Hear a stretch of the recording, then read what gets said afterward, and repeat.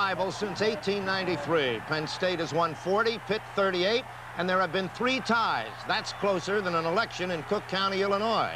There have been memorable games and memorable players. In 1950, in mud as black as a panther, Pitt trailed late in the 4th period 21-14. Pitt quarterback Bob Beswick passed to Nick LaRosa for a TD.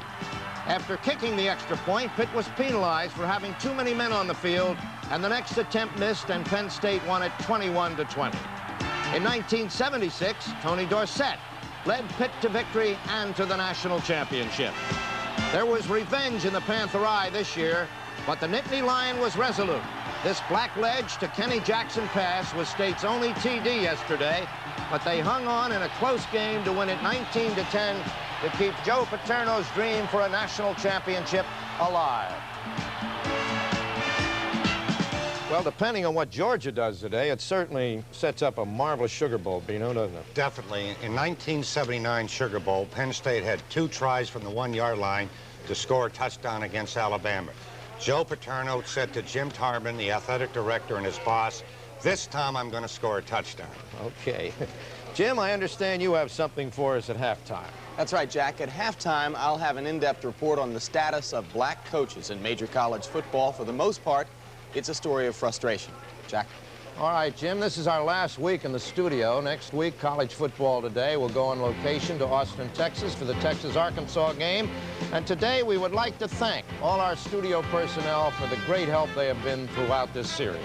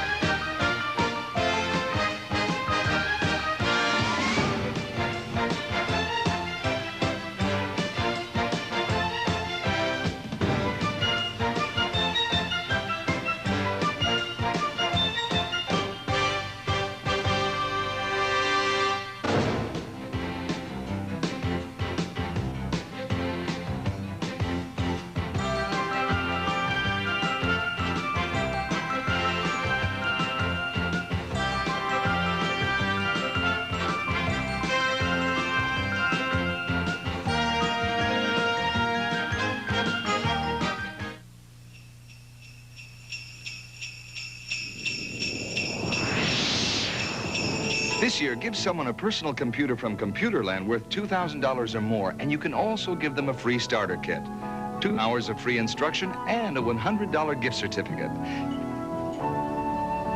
Give someone you love a whole sleeve full of presents from Computerland.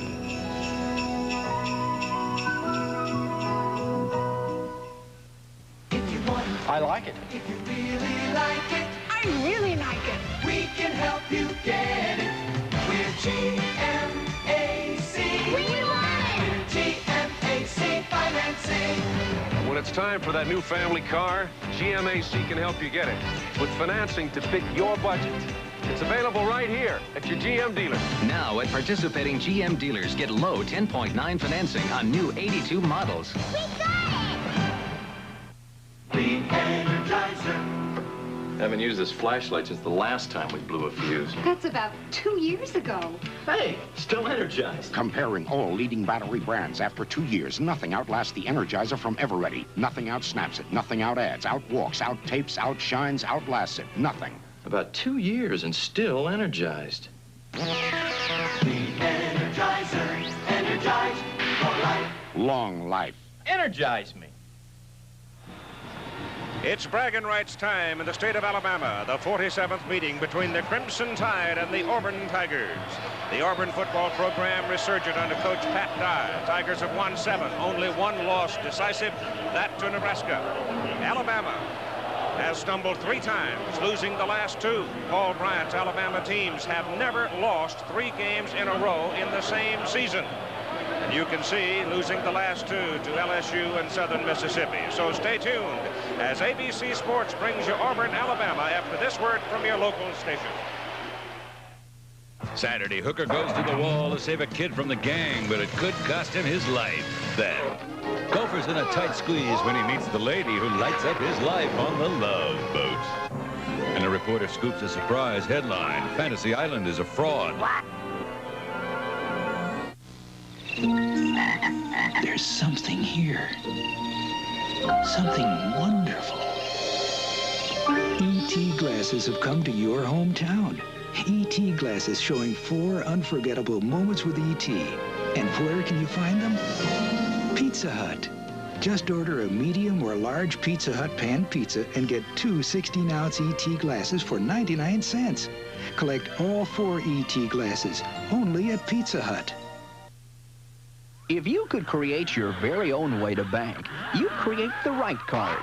A card that knows you by name, lets you check your account balance, make deposits, and gives you cash, all 24 hours a day, at all the right places. But you don't have to create it. Just ask for yours today at First Alabama. The right card, a great new way to lean on the green. Lean on the green. First Alabama Bank.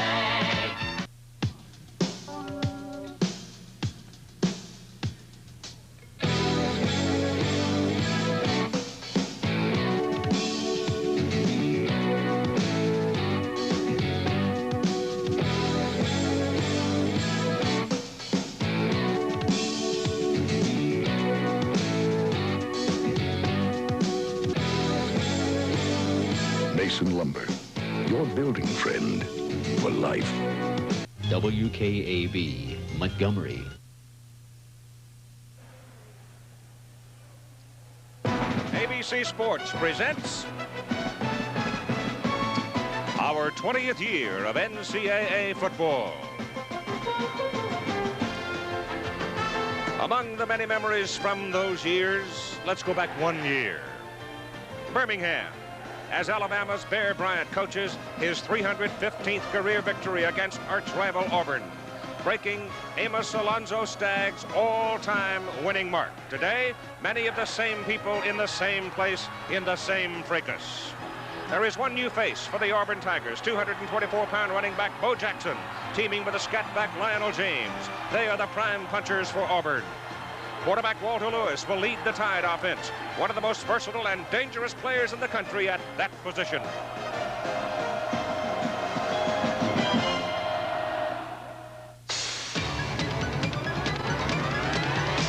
We are USA 1. And number 1 is taking charge in high technology transportation. With some of the highest mileage numbers in cars like the diesel Chevette. Taking charge in 4-wheel drive with new S10 Blazers and pickups. And the versatile Chevy Citation. Chevrolet, America's sales leader, is taking it to the limit. USA 1 is taking charge. I was known as one of the meanest players in hockey, but I didn't deserve that, right? I'm just a nice guy who comes in and has a few light beers from Miller with the boys. A pussycat who drinks light because it's less filling, and it tastes great, really. If I was a nasty player, may a lightning bolt come down and strike this very spot. Light beer from Miller. Everything you always wanted in a beer, and less. Auburn and Alabama, both 7-3 and both headed for postseason bowl games. They call it in Alabama the Iron Bowl, and this is the 1982 edition. The series reflected there, and if it is in fact the Iron Bowl, you can expect a whole lot of scrap iron to be left when the scuffling is done today, because they really get after each other in this old long-running series. And right now, the home team, Alabama, entering Legion Field. Alabama headed for the Liberty Bowl against Illinois. The coach, Paul Bryant, his 25th year at Tuscaloosa, the winningest coach of all time over his 37 years as the head coach, 322 wins, 84 losses, and 17 ties.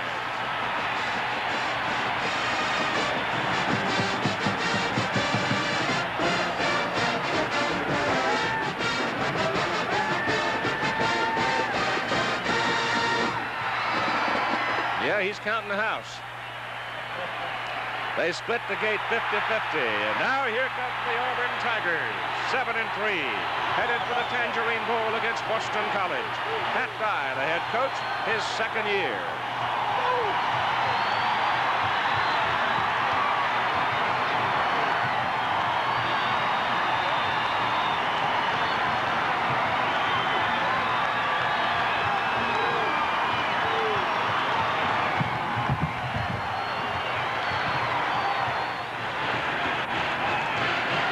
Everybody, I'm Keith Jackson. This has, without question, been a disappointing season for Paul Bryant and the Crimson Tide of Alabama. About the midway of the season, they had that big win over Penn State, 42-21. Myself, a lot of people in this country, Paul Bryant, thought this might be one of the best Alabama teams ever. But since that time, there have been 3 losses. And it's accelerated rumors that Bryant, at age 69, would quit at the end of this season. Last night, he told me emphatically, no. Frank Broyles, known him all these years, visited with him just recently. He told you no. He certainly did. He's previously expressed to me many times that he wanted to coach until they told him that he couldn't, or he wanted to be drug out in a box. But let's not forget his winning record, because in terms of winning, Eddie Robinson of Grambling is only 14 games behind him, and I don't think he wants to quit until he's firmly established as the winning coach of all time. One of the problems, though, that goes with this rumor that he's going to quit is the element of recruiting, because obviously other coaches are saying, particularly the skilled people, that mamas and daddies, that the old man may not be there next year. Bear has found himself in a strange position. He's established himself as the greatest coach in America, and now he's got to reestablish himself that he can continue to coach because of his age. And the mamas and the daddies and these great prospects have got to be convinced of that, or they will go right over to Auburn. One of the interesting things, too, about this ball game, since Pat Dye coached under Paul at Alabama, I get the feeling that Paul Bryant today is worried more about Pat Dye than Pat Dye is worried about Paul Bryant. Well, he did not want Pat Dye to come to Auburn. In fact, I wouldn't be surprised if he hadn't dangled this Alabama job in front of him if he'd stay away. And the reason is that Pat's a great football coach. He doesn't want to coach against Pat. He cannot psych Pat out like he has the Auburn coaches of the past when he would say, we should always beat Auburn. We're the state university. I would say that, knowing both men as well as I know him, that Pat is almost a mirror of Bryant. I think that he is. He has the same style, the same substance, the same personality pretty much, and he believes in coaching people and not football, and that's their strength. It is a sellout at Legion Field in Birmingham. They split the ticket sales 50-50. It's going to be noisy, and it's going to be a lot of fun. NCAA College Football, Auburn versus Alabama. Brought to you by Chevrolet. Chevrolet is USA 1, and USA 1 is taking charge. By Maxwell House, the coffee that always gives you that good to the last drop feeling. By the Bell System, put the Bell Network to work for your business. And by light beer from Miller. Everything you've always wanted in a beer, and less.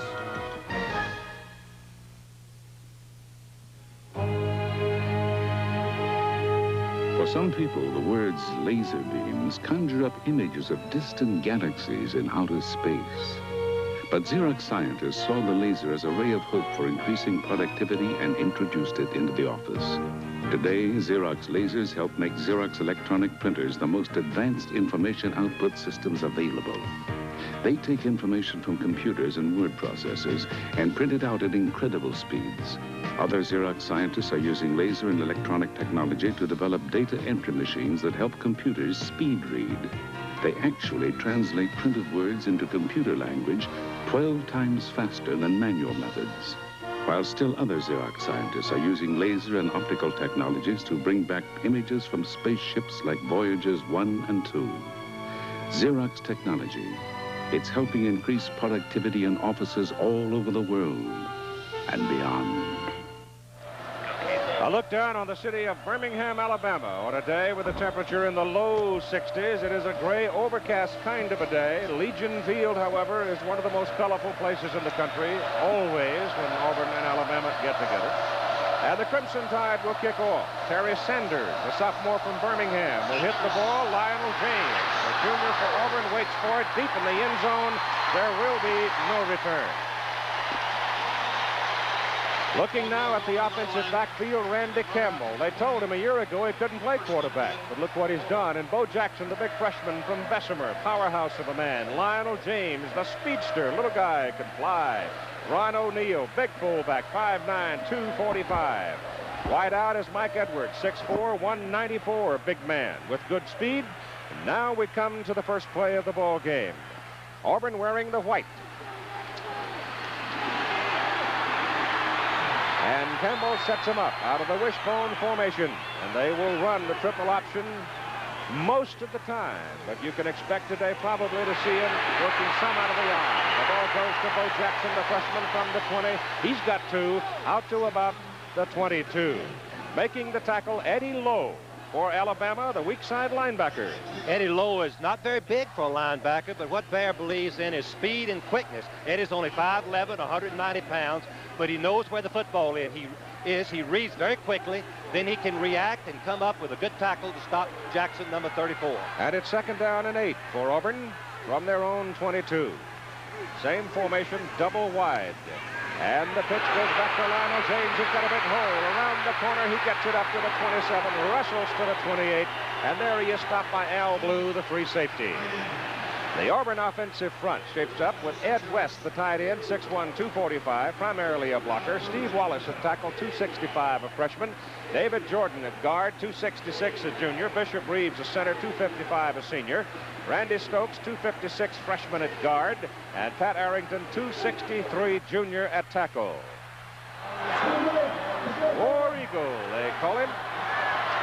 And it's 3rd down and 2 from the 28-yard line as Campbell goes down the line on the option, goes outside with it. Look what I found. Pitch to Bo Jackson, tries to get around the corner, slides across the 30.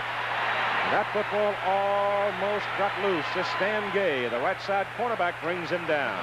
The advance is just short of the 30. It'll bring up 4th down.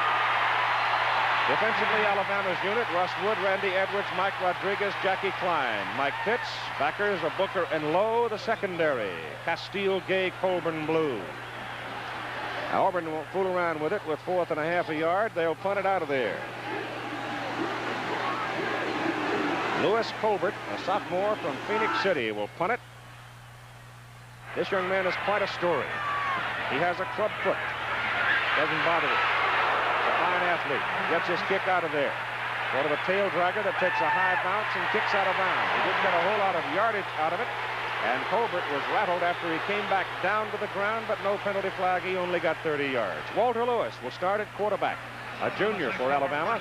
Paul Carruth will be at the halfback spot, 210 pounds. Jeff Fagan, the fullback, 200 pounds, and Ricky Moore in the fullback position at 235. Joey Jones is one wide out, 5'9", 165, and the tight end, or actually a second wide out, will be Jesse Bendross, number 88. They're going to try some new formations today, breaking the bone against Auburn. And Walter Lewis back to throw on 1st down. He's going big for Joey Jones. He missed him. And it is incomplete. There was contact once the ball was gone, but no contact in the vicinity of the ball, and we'll isolate on Joey Jones and see what kind of a threat he can be. Well, Joey Jones is excellent at running his pass routes, and he has outstanding speed. He gets behind Drinker, number 80. The key is watch Drinker turn his head. If he doesn't play the ball, he turns just in time to play the ball and knock it away. Otherwise, it might have been pass interference. Yeah, that back judge was reaching for the flag, and then he turned his head, and that saved it.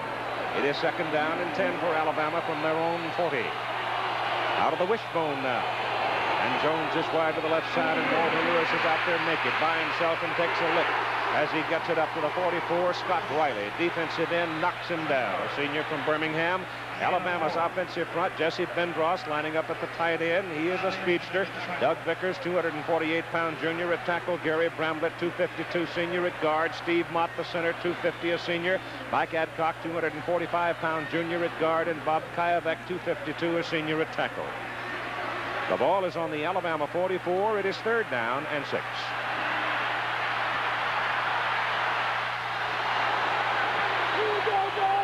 Bendross to the top of the picture. Joey Jones to the wide side of the field, and Lewis is back to throw it, getting some heat. Sets up the screen. The pass is knocked off to the fullback Moore. Moore gets an Alabama 1st down as he crosses midfield and goes to about the Auburn 44. What a great call. 3rd and long. Wishbone teams aren't known for their possession-type passing, and one of the best plays for the Wishbone would be the screen. Easy throw. You treat it kind of sort of like a running play. You just lay it out to your fullback, get a couple linemen out in front of you, and it's the 1st down. Excellent execution by the Alabama offense. Tide working now at the Plainsman's 44. Bendross now comes to the open side of the field, the bottom of the picture with Joey Jones to the top. They break the bone again. And Lewis is straight back. Alabama opening up with the pass. Again, same play the other way. Ball goes to Ricky Moore. Moore shows some moves, gets 4 as he pounces to about the 40-yard line. Defensively for Auburn, this is the way they line up with Riley, Smith, Ortman, Thomas, and Jackson along the front. Carr, Martin. They are the linebackers. The secondary, King, Drinkard, Collier, and Harris. Dorman is still hurt, not in there. 1st quarter of play in Legion Field, Birmingham, Alabama. 2nd down, 6 Alabama. Ball on the Auburn 40. No score, 1st quarter. Lewis going down the line, pitches the ball to Caruth. Caruth trying to turn the corner. Good defensive play by 43, Chris Martin. Or 42 it was, coming across to make the hit for Auburn. Alabama with 2 split receivers, Bendross and Jones, opens up the secondary and gives some room for running, and that's their strategy, trying to break out the Auburn defense from being bunched inside where they're very strong. There is some wind on the field. It is a bowl, and the wind tends to swirl around. It'll be troublesome. 3rd down. They need 3. Lewis going to put it in the air. He goes to the sidelines for Jones, and Jones is out of bounds. Pass is incomplete. Jones, the wide receiver, into the boundary. Make the defensive back think deep. That was the move that he just put on. Turn, establish eye contact with the ball, and the pass is a little bit late. He's got 1 foot in bounds, but he didn't have control of it. He's still juggling the ball right there when he fell out. It is 4th down. It's close. 3 for Alabama at the Auburn 37. Bendross and Jones come out. Tide will punt it. Now we have the quarterback. They're shifting up. He's going to go. Something tricky is 4th and 3 as Lewis came back in a short punt formation, and all that fiddling around has done is use up time on the clock. And it's going to cost Alabama 5 yards, and now Simmons will come in to do the punting. Malcolm Simmons, who is averaging in 1982 just over 43 yards per punt, and in his career just under 44. Delay, offense, 25-second count. If you examine the record, there is known for his shifting in and out of punt formation on short yardage to try to draw the defense offside. There are your officials for today. The referee, Bob Allier, Harold Johnson, Norbert Ackerman, Bob Caldwell, Joe Delaney, Billy Tees. And Simmons will try to hang it up there. He's not going to be able to. That's going to hit on the goal line and bounce onto the end zone. It was Lewis. Lewis did the punting. So Lewis stayed in there. There's a penalty flag on the field. We'll check it when we come back. Here's to good friends. Tonight is kind of special. Congratulations, you coached a pretty mean game. Well, I had a pretty good teacher. Did I teach you the part about the winning coach buying the Lowenbrow? You got it. Give me 10 minutes. I've got to go yell at my players. When you want the taste of a truly great beer, tonight, let it be Lowenbrow. So tell me, what'd you say to your teacher? Told him we were outcoached. Burlington fabrics weave their way through your life every day in surfboards, in skis. Fabrics for new soft luggage. Fabrics for the great outdoor life. All made better by Burlington. Fabrics for hang gliding and sailing. Fabrics that make tires stronger. Even fabrics for faraway journeys. All made better by Burlington. The Goodyear Blimp America out of Houston. Took 3 days to get it over here from Houston. Pilot is Larry Chambers out of Spring, Texas. No flag. They picked it up. Malcolm Simmons went in, the punter. He lined up in a slot back position, and Walter Lewis, the quarterback, did the punting. Look out for that one later today. I'm surprised he showed it this soon. Auburn to the attack from the 20. Randy Campbell, the quarterback, keeps on the option, turns it upfield for 2 yards where Eddie Lowe brings him down. Many times coaches would tell you size is important, but really instincts at linebacker is really what makes them great. They somehow know where the ball is. Eddie Lowe, number 57, did not take the fake of the dive back. He moved right to the outside. Something told him it was going to be the option play. He makes the tackle. Younger brother of an All-American here at Alabama, Woodrow Lowe. Woody going on to a fine career in professional football. 2nd down and 8 for Auburn. They fake it inside. Here's Campbell's first pass of the day. Got a man. It's good. The pass is caught up at the 39-yard line by Chris Woods, a junior from Birmingham. When the defense and start trying to stop the wishbone leaves their wide receiver pretty much open for the intermediate patterns, and you can see Woods, number 1, breaks to the outside. He cradles the ball inside for the first down. Holds on to it. Campbell is a 52% passer, which is pretty good for the wishbone these days. Woods is the leading receiver. That's his 20th catch of the season. First down for the Tigers at their own 39. As they pick up 17 yards on that play. Take it inside on the fake. Campbell keeps it. A lot of red shirts after him. And he moves out near the 44 for the better part of 5 yards. Russ Wood brings him down. Randy Campbell, the quarterback for Auburn, is a story himself as we look at the two coaches.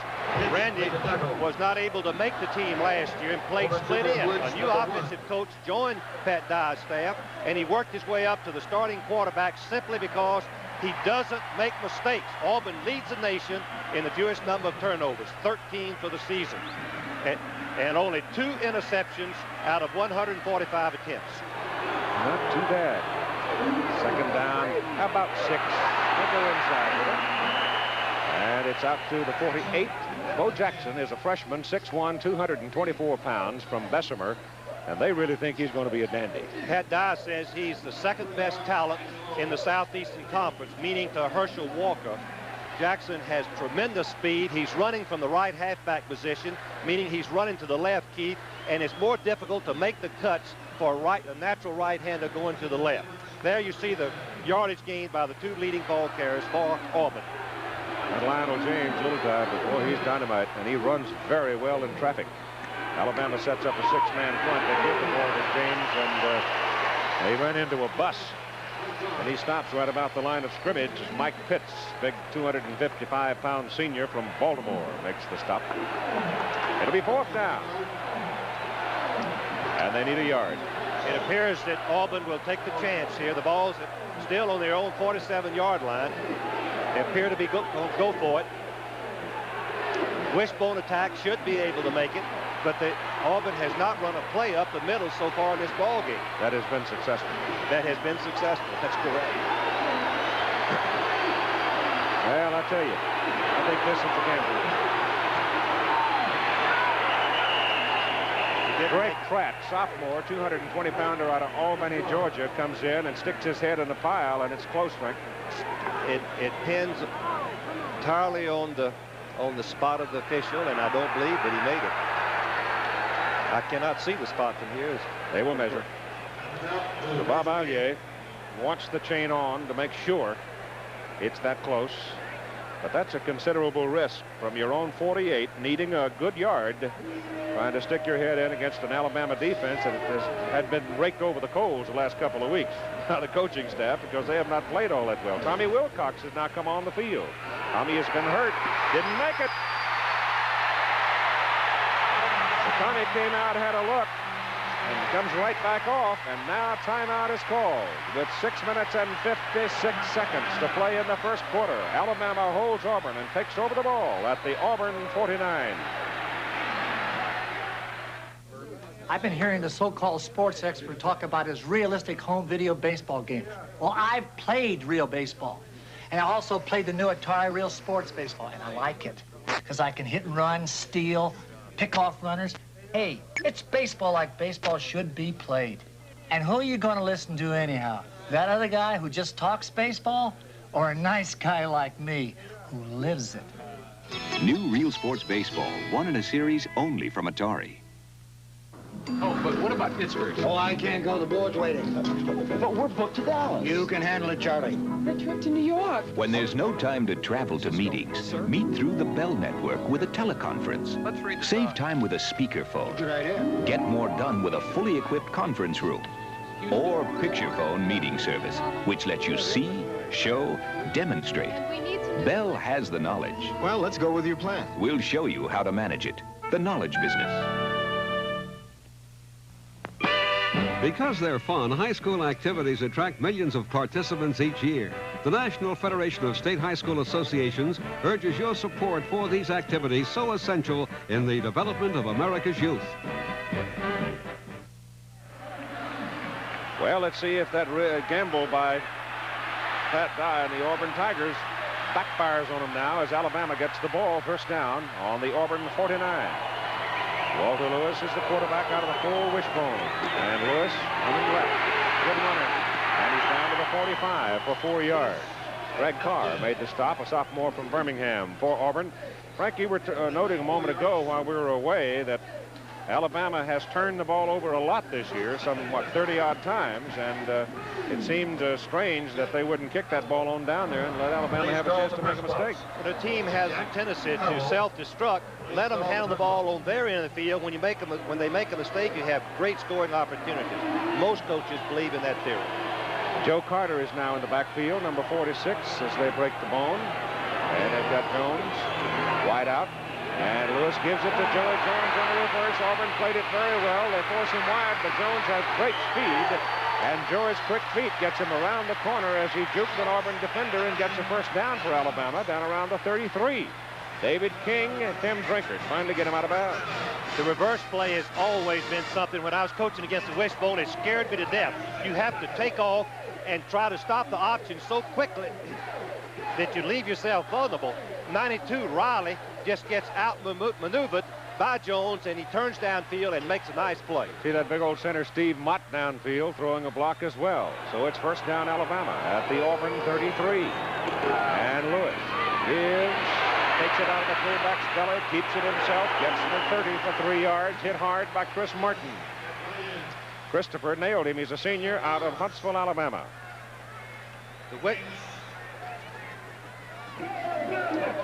Coming up next Saturday, another traditional, Arkansas and Texas.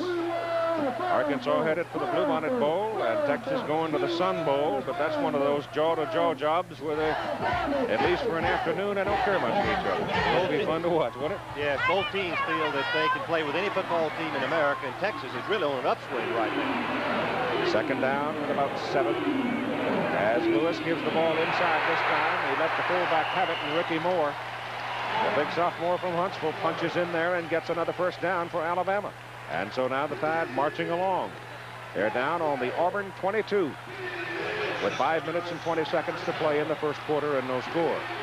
The first leg of the wishbone is to pull back up the middle. The center, Steve Mott, Mike Adcock, and Gary Bramlett opened up a nice hole. Some coaches feel that you just got to establish that fullback first before you can go outside. Joe Carter in at a halfback spot now. He's a junior from Starkville, Mississippi.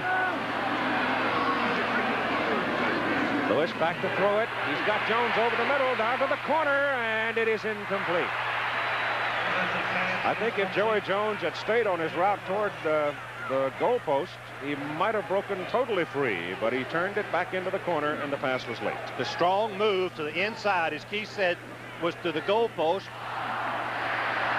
Number 27, King, is an outstanding defender for Auburn. Leads the team in interceptions and very good on man-for-man coverage. But pattern is what we call a post corner.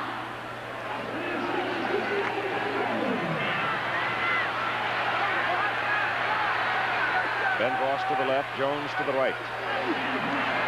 Second down and 10, Lewis back.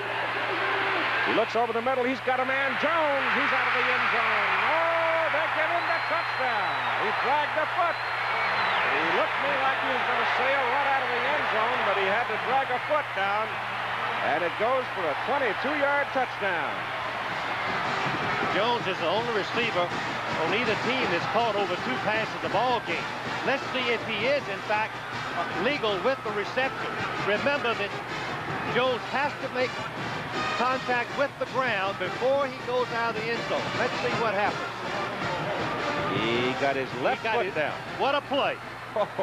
Is that concentration? Outstanding play by Jones. Just barely touched that left foot down. Peter Kim is in for the extra point try, and it is good. With 4:44 to go in the first quarter, 7-0 Alabama. And Auburn's Gamble did have a short fuse. Here's to good friends tonight. Hey, chicken and ribs? Chicken and ribs. Check. Steak? Must say Check. something more somehow. Chili. Homemade chili. Good work. Hey, wait a minute. What did you bring besides your list? Just a little something I threw together. I should have known. When you want the taste of a truly great beer, tonight, let it be Rolling Round. Okay, everybody, let's go win this one. Who makes the best-selling radials in America? Goodyear. We outsell all foreign radials combined. One reason, the Goodyear Arriva. It gives you long tread life. And best of all season traction in the wet stuff and the white stuff. The Goodyear all-season Arriva. It's one reason Goodyear is the leader in radials. No foreign maker of radials even comes close. When you need radials, come up to Goodyear. Year after year, there is one amateur boxing rivalry like no other. The top 2 teams in the world, the U.S. and Cuba, next on ABC. Again, a look down on the city of Birmingham. Kind of a gray, overcast day, but it's dry and fairly comfortable with the temperature in the low 60s. 7-0 Alabama first quarter. Terry Sanders kicks it off. Lionel James deep for Auburn, hangs it up. James may have a chance with this one. 3 yards deep, he's coming out.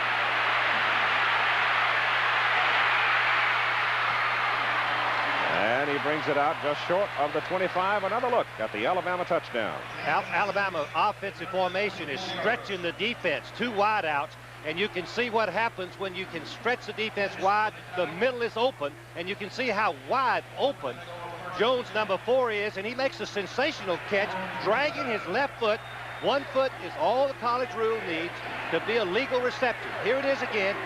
You can see that King is beaten on the play, number 27. There's the drag of the foot, control the ball, touchdown. Auburn comes to the attack on first down. They go inside, and boy, I'll tell you, the Red Elephants jump all over Greg Pratt as he punches it over the 25 out to about the 27. It'll be second down and 8. And those are the figures on the Alabama scoring drive. As Auburn gambled on 4th and 1, and gave the ball up on their own 49, and Tide took it in. You can see the emotions that the Alabama team are playing with today. They know how important this game is for their program. Bear has made that clear to them. They've got a 5-man front up there right now against Auburn. And Campbell hands the ball inside. And Greg Pratt again, and there just isn't a lot of room right now in the middle of the Alabama defense. As we look at Bear Bryant on Wednesday, the last remark that he made to his team went like this: men, you better fight when you're out there, or don't plan to be back next year. And he meant it too. Ball is on the 29, where it is 3rd down and 6.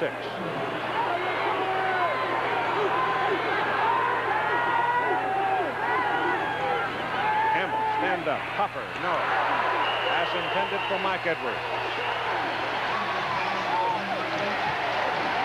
Good plan. Edwards had the size advantage on the Alabama defender, but the pass was a little beyond his grasp. And so Auburn will have to punt. The last kick we had was a 30-yarder from Lewis Colbert. Keith, Alabama tried to block the last one. They must have some scouting report thinking that they could go and maybe block. They're going to send 10. Paul Carruth is the deep man for Alabama, and 10 are going. And he gets it out of there, and it's a pretty good kick. Carruth backs up and takes the ball at his 27. And comes back to the 31. It was a 44-yard punt by Colbert. Tackle made by Willie Howell. 3:11 to play first quarter. Alabama leading Auburn 7-0. The last thing I want is for my boy to get hurt. So I gave him an Norelco. It treats him with tender, loving care. Doesn't nick or cut like blades can, and shaves his face baby smooth. He loves his Norelco, because it cuts down whiskers like Mark Gastineau cuts down quarterback. Right, Mom. I swear by my Norelco. I wish he wouldn't swear. Norelco Rotatract. Tough on your beard, not on your face. Tough Chevy trucks are taking charge. With the all-new S10 Maxi Cab, Ford Ranger and Toyota don't even have one. Taking charge of people space with available seating for 4. Compared to Datsun's extended cab, Maxi Cab has up to 40% more load space. Available V6 power you can't get in Ford Ranger or the import trucks. S10 Maxi Cab from America's truck sales leader. Tough Chevy trucks are taking charge. Last year, Arkansas ran hog wild over Texas, trampling their hopes for the national championship. Next Saturday, Texas wants revenge. A Southwest shootout on ABC.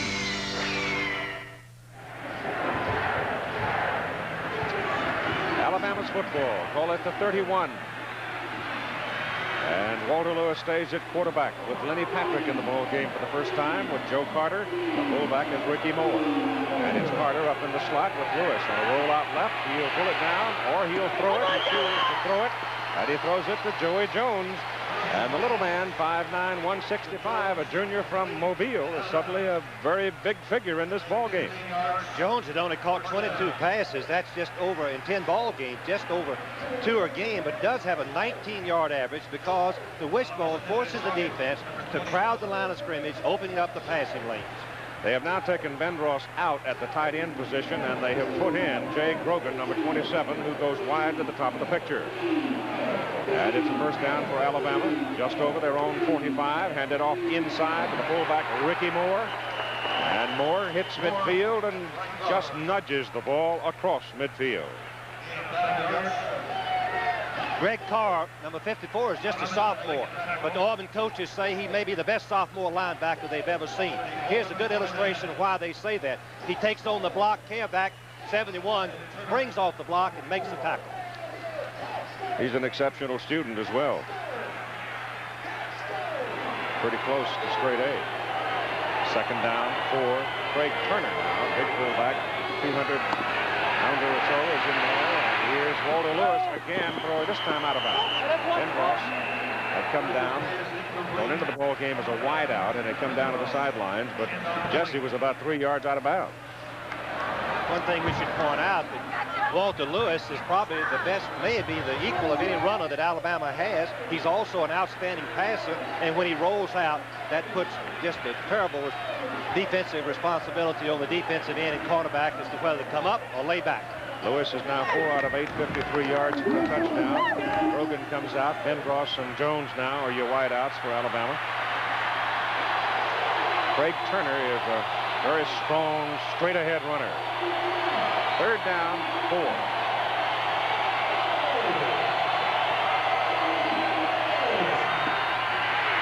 Lewis outside, goes to Patrick. Patrick, big gain. Inside the Auburn 30, down to the Tigers 28. First down, Alabama. Triple option, fake to the fullback. Then defensive end takes the quarterback, elects to take the quarterback, and then Patrick, number 25, gets a block from 88. Ben Drost cuts back inside for the first down.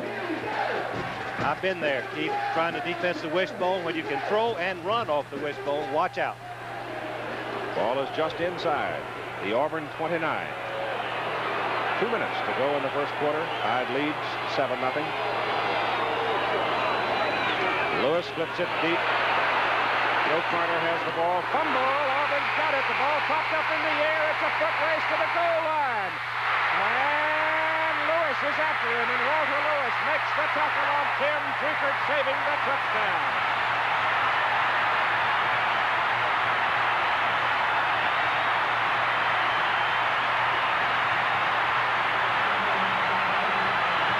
The ball popped up in the air, and Tim Drinkard, the cornerback, blocked it. And away he flew for 62 yards.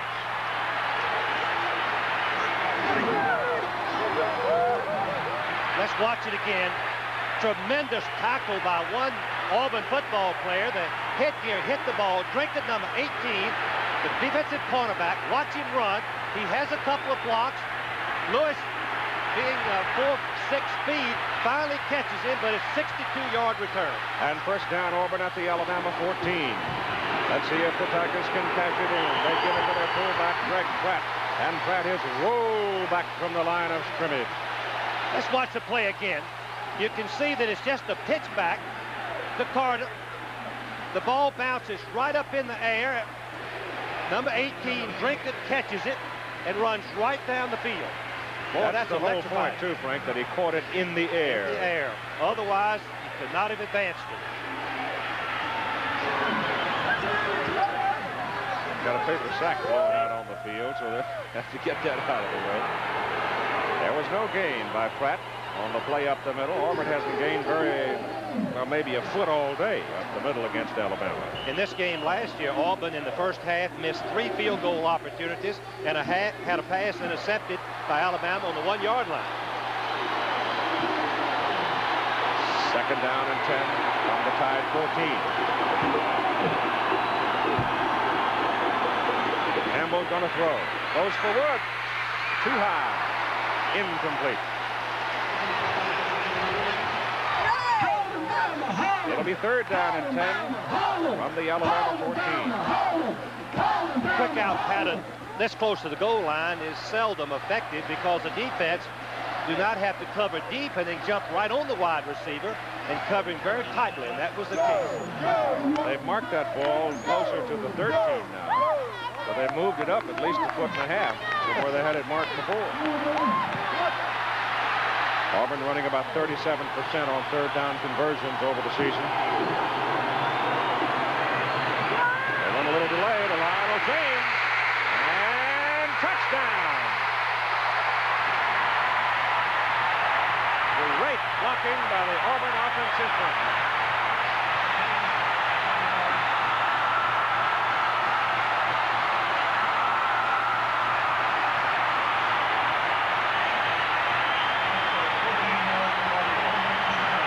Castillo just simply couldn't hold the Auburn running back, James. Lionel is only 5'7", 170 pounds, but he's a tough little guy. Now for the extra point try.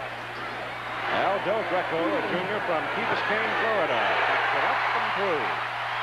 With 54 seconds to play in the first quarter, we are even. Alabama 7 and now Auburn 7. As they recover the fumble in midair.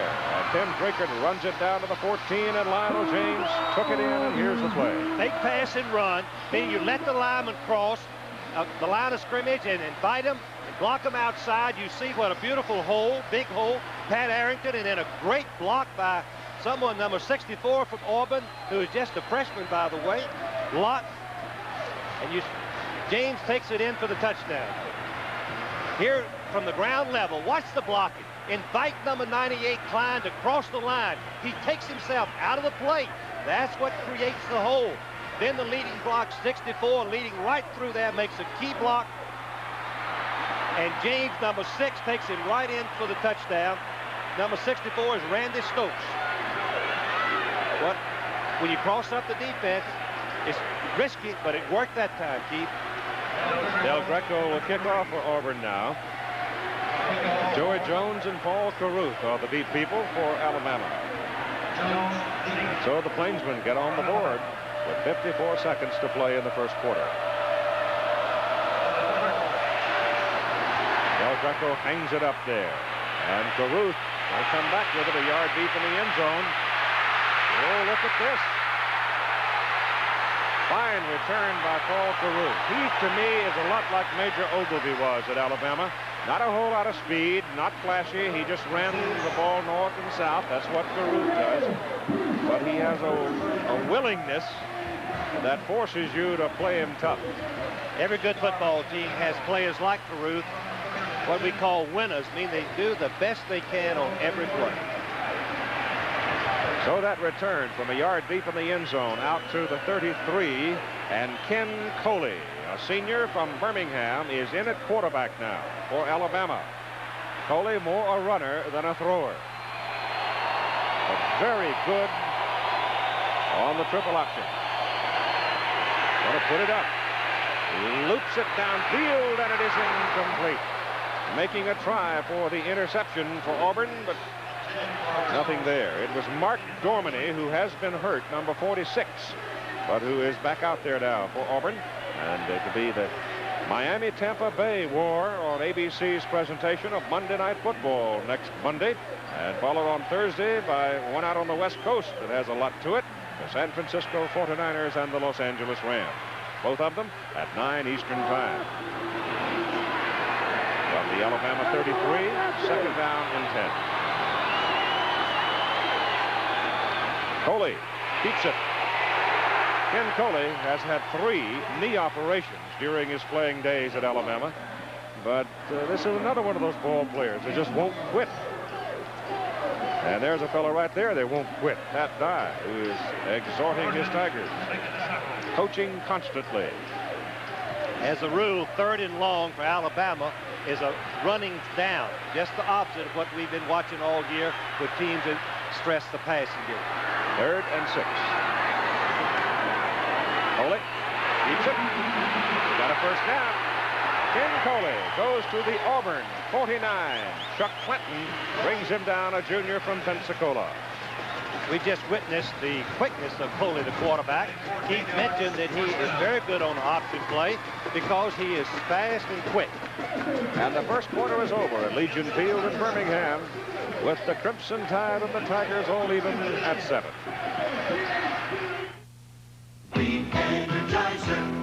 Whew, we'll be up all night doing your homework. Don't worry, Dad. I just put Energizers in the calculator.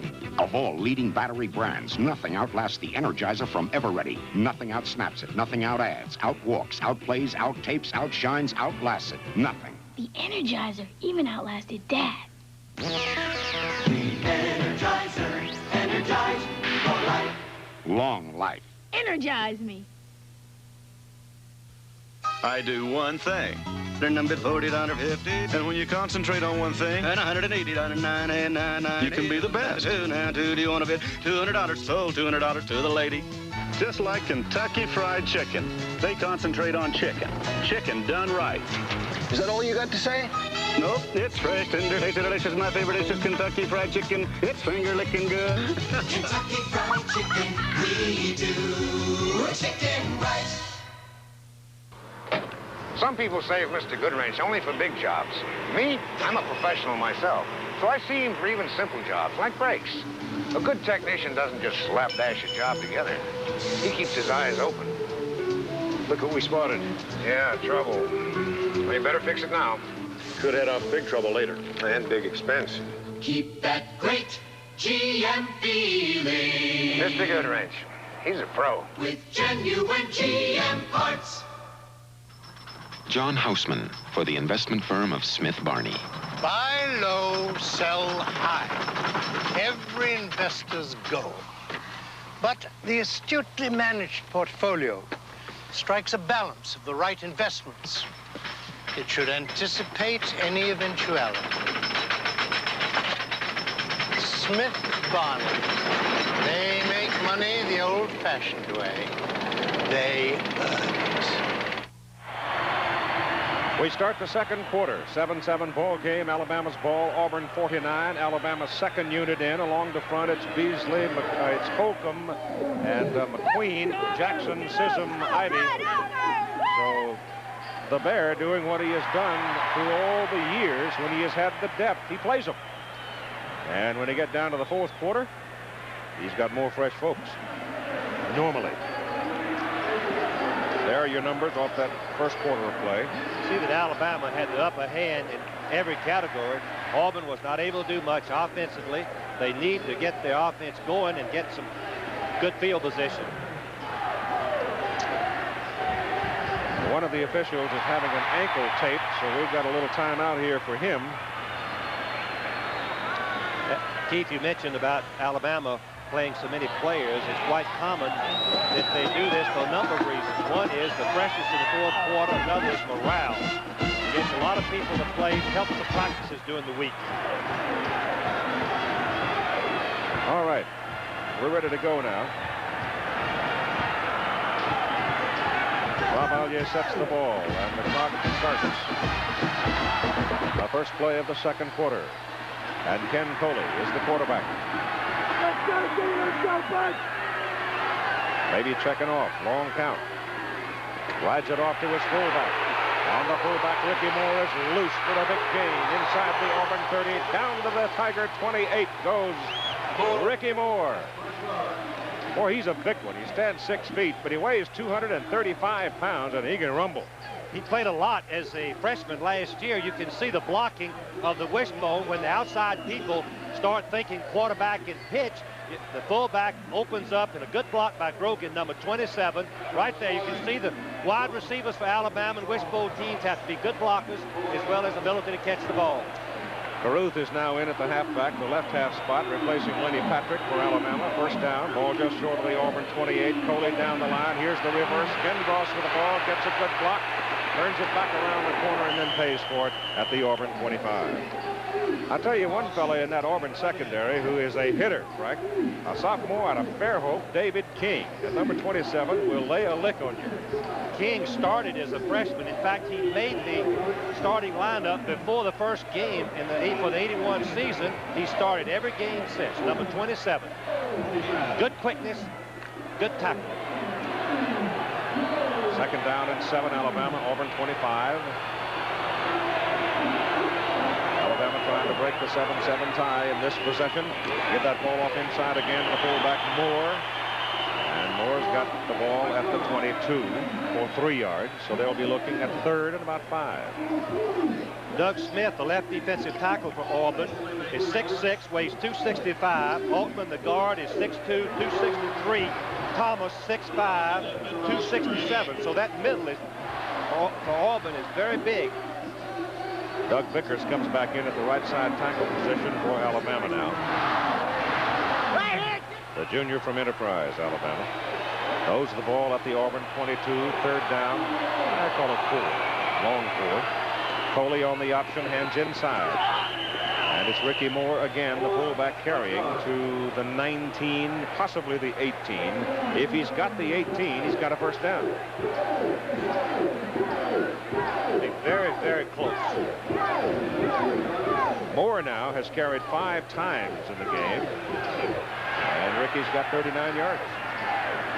It'll be 4th down.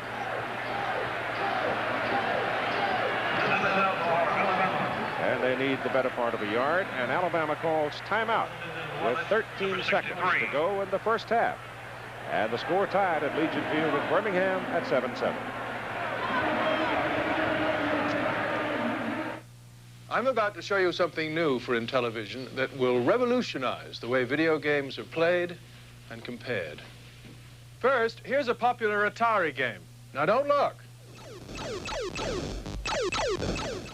And here's new Space Spartans for the IntelliVoice module. Hello, Commander. Starbase 1 under attack. The battle is over.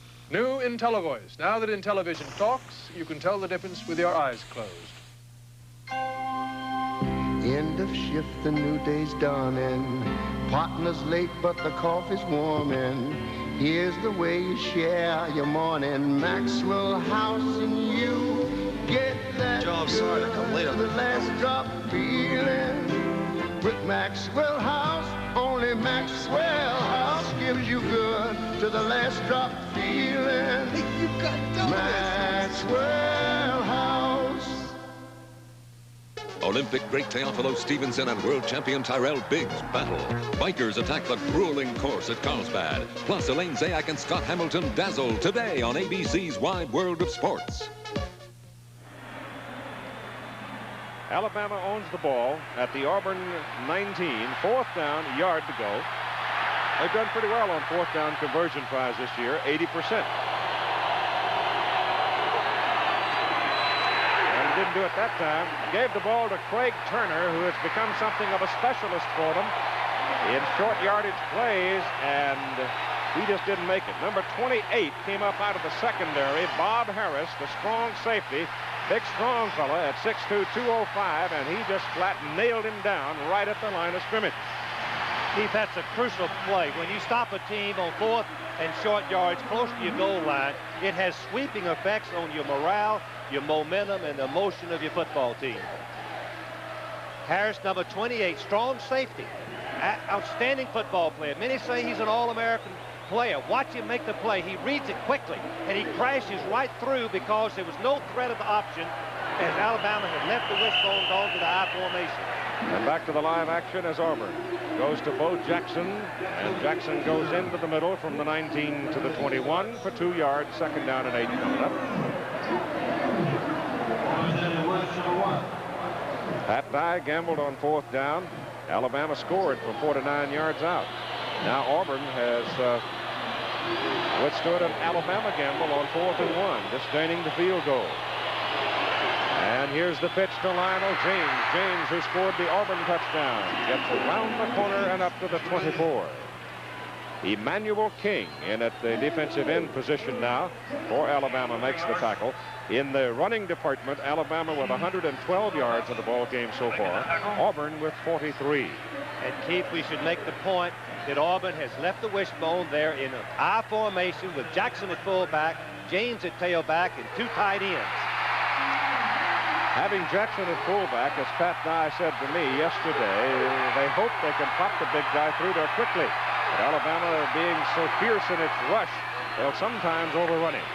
Randy Campbell, the quarterback, trying to option it around the corner, calling his own number, and he comes up short by 1.5 yards as King and Wood will make the tackle. In trying to defense the wishbone, about all you can do is hope you get them by 4th and 1 yard or 2. They move the ball forward so effectively with the power of the running backs and the blocking of the line. Lewis Colbert in to punt. 2 punts so far today of 30 and 44 yards. DeRuth is deep for Alabama. 3rd time it appears that Alabama's going to try to block it.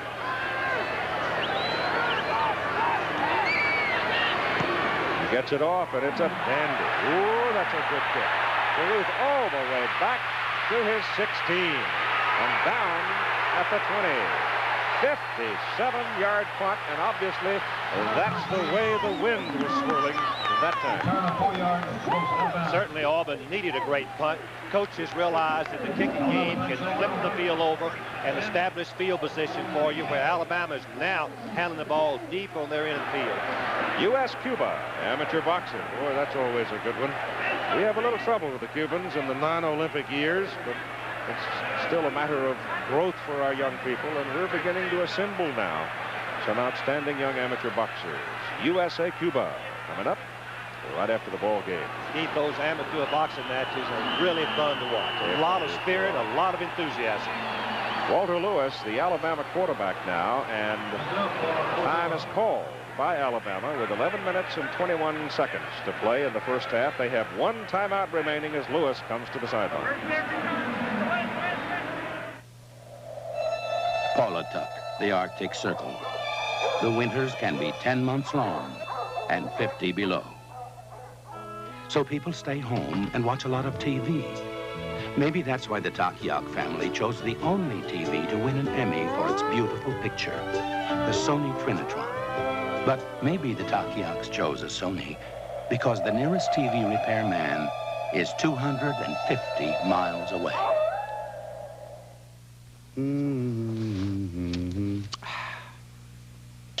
Roger, Control. T-minus 5 and counting. 3, 2, 1. We have ignition. We have liftoff, Control. Roger. Looking Looking good. Looks like a beauty. Congratulations, everyone.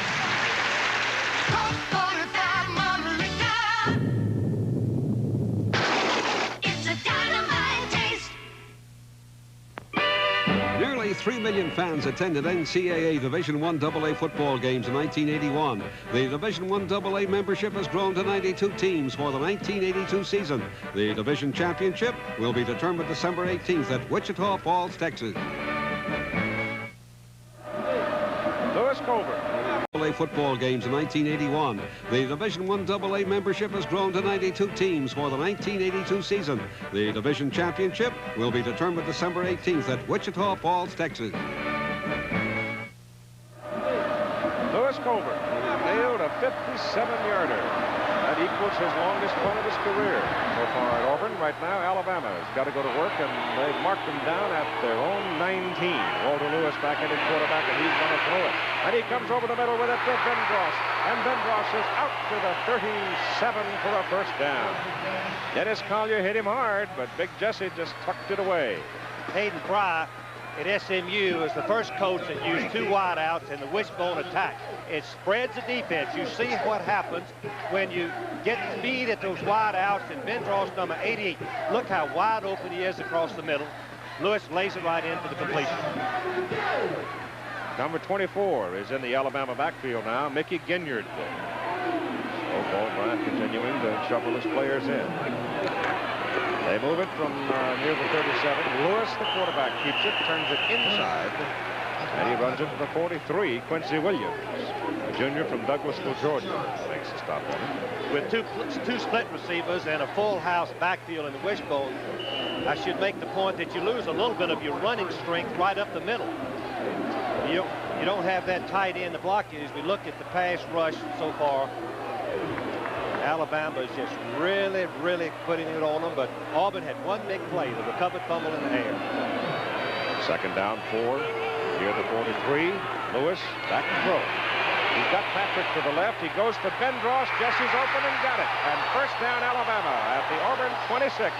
Dennis Collier, free safety, having trouble staying with Bendross. Acres and acres of open field when you see a team has to stop the run and then cover the receiver.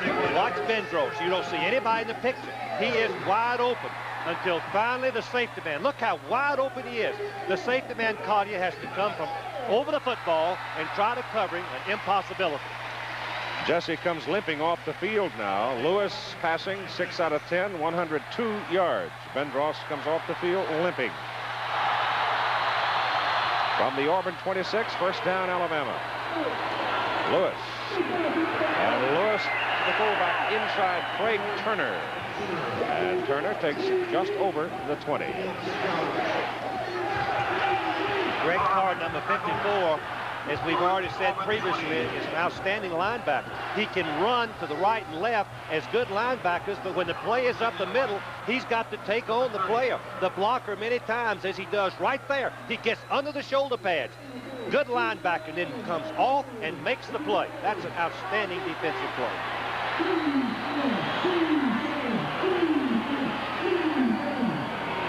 Pitch it wide to Patrick.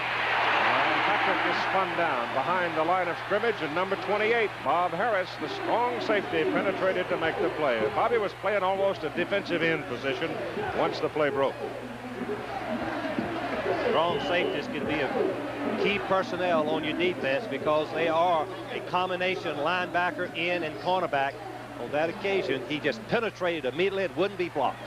The loss is back to the 22. Darrell White now comes in at a wideout position for Alabama. Walter Lewis having a big first half, totaling over 100 yards. Third down and 7. And they hand it inside, and there's nothing there for Patrick. Number 63 was the man that made the first contact with him, playing middle guard. James Wallace, a 6-footer, sophomore from Gadsden, Alabama. He weighs 260 pounds. Alabama gambled on the draw play on 3rd and long. Auburn was ready for it, forcing attempted field goal. Peter Kim will try the field goal from 37 yards, and from that distance, he is 4 out of 5 in 1982. It's up, plenty of leg on it. and it's good. 8 minutes and 31 seconds to play in the first half. And Peter Kim gives Alabama the lead over Auburn 10-7.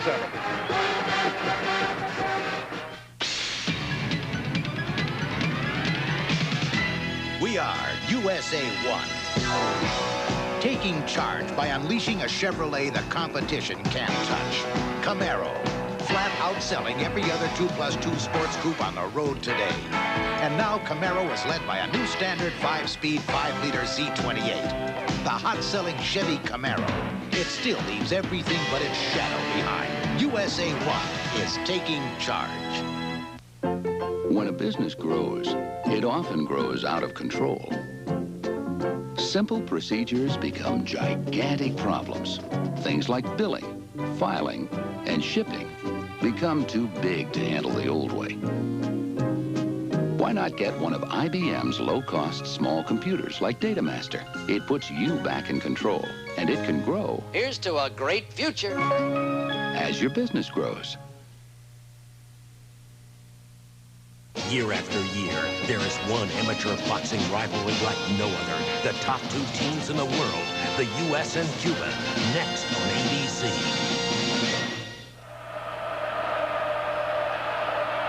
The Goodyear Blimp America bringing you that picture as Terry Sanders has the ball on the tee for Alabama and will kick it off. He's going to go into the wind. Lionel James drifting across. Yard deep in the end zone is coming out. Tries to break it to the sidelines and just could not get there. Stan Gay, the first man to hit him for Alabama. Jesse Bendros with ice on the knees. He came hoppling off the field, but the report is that Jesse will be able to play more. The ball is at the 18. As we look at Bendros' numbers for the season, you notice 21-yard average per reception, which is not unusual if you have a wishbone running attack to help you. Auburn's running attack has been virtually nil so far today. Alabama leading now 10-7. Campbell gives it inside. 2 yards to Bo Jackson. I think we make it 3. They're giving the 21. Keith, we should make the point that Jackson has never played fullback before. Auburn had an off week to practice this, but it's hard for a freshman to come in and play a new position in 2 weeks' time and perform against a team as good as Alabama. First time Auburn has shown the I formation this season. And they were hoping to be able to pop Jackson out of the I and get some yardage out of it. So far it hasn't worked. As Campbell going wide to Lionel James, he gets just not enough people out there to help him around the corner. Alabama's defensive flow is outstanding. Mike Pitts, the defensive end, strung it out and stood his ground. Well, Pitts weighs 255 pounds, stands 6'4", all Southeastern Conference. Really one of the finest defensive ends in the Southeastern Conference, if not America. As we look at the Bear, and don't think he's not coaching and getting involved. He does. He may talk that he doesn't. He may give you that impression. He's still running the show. From the 23, 3rd down, 5 for Auburn.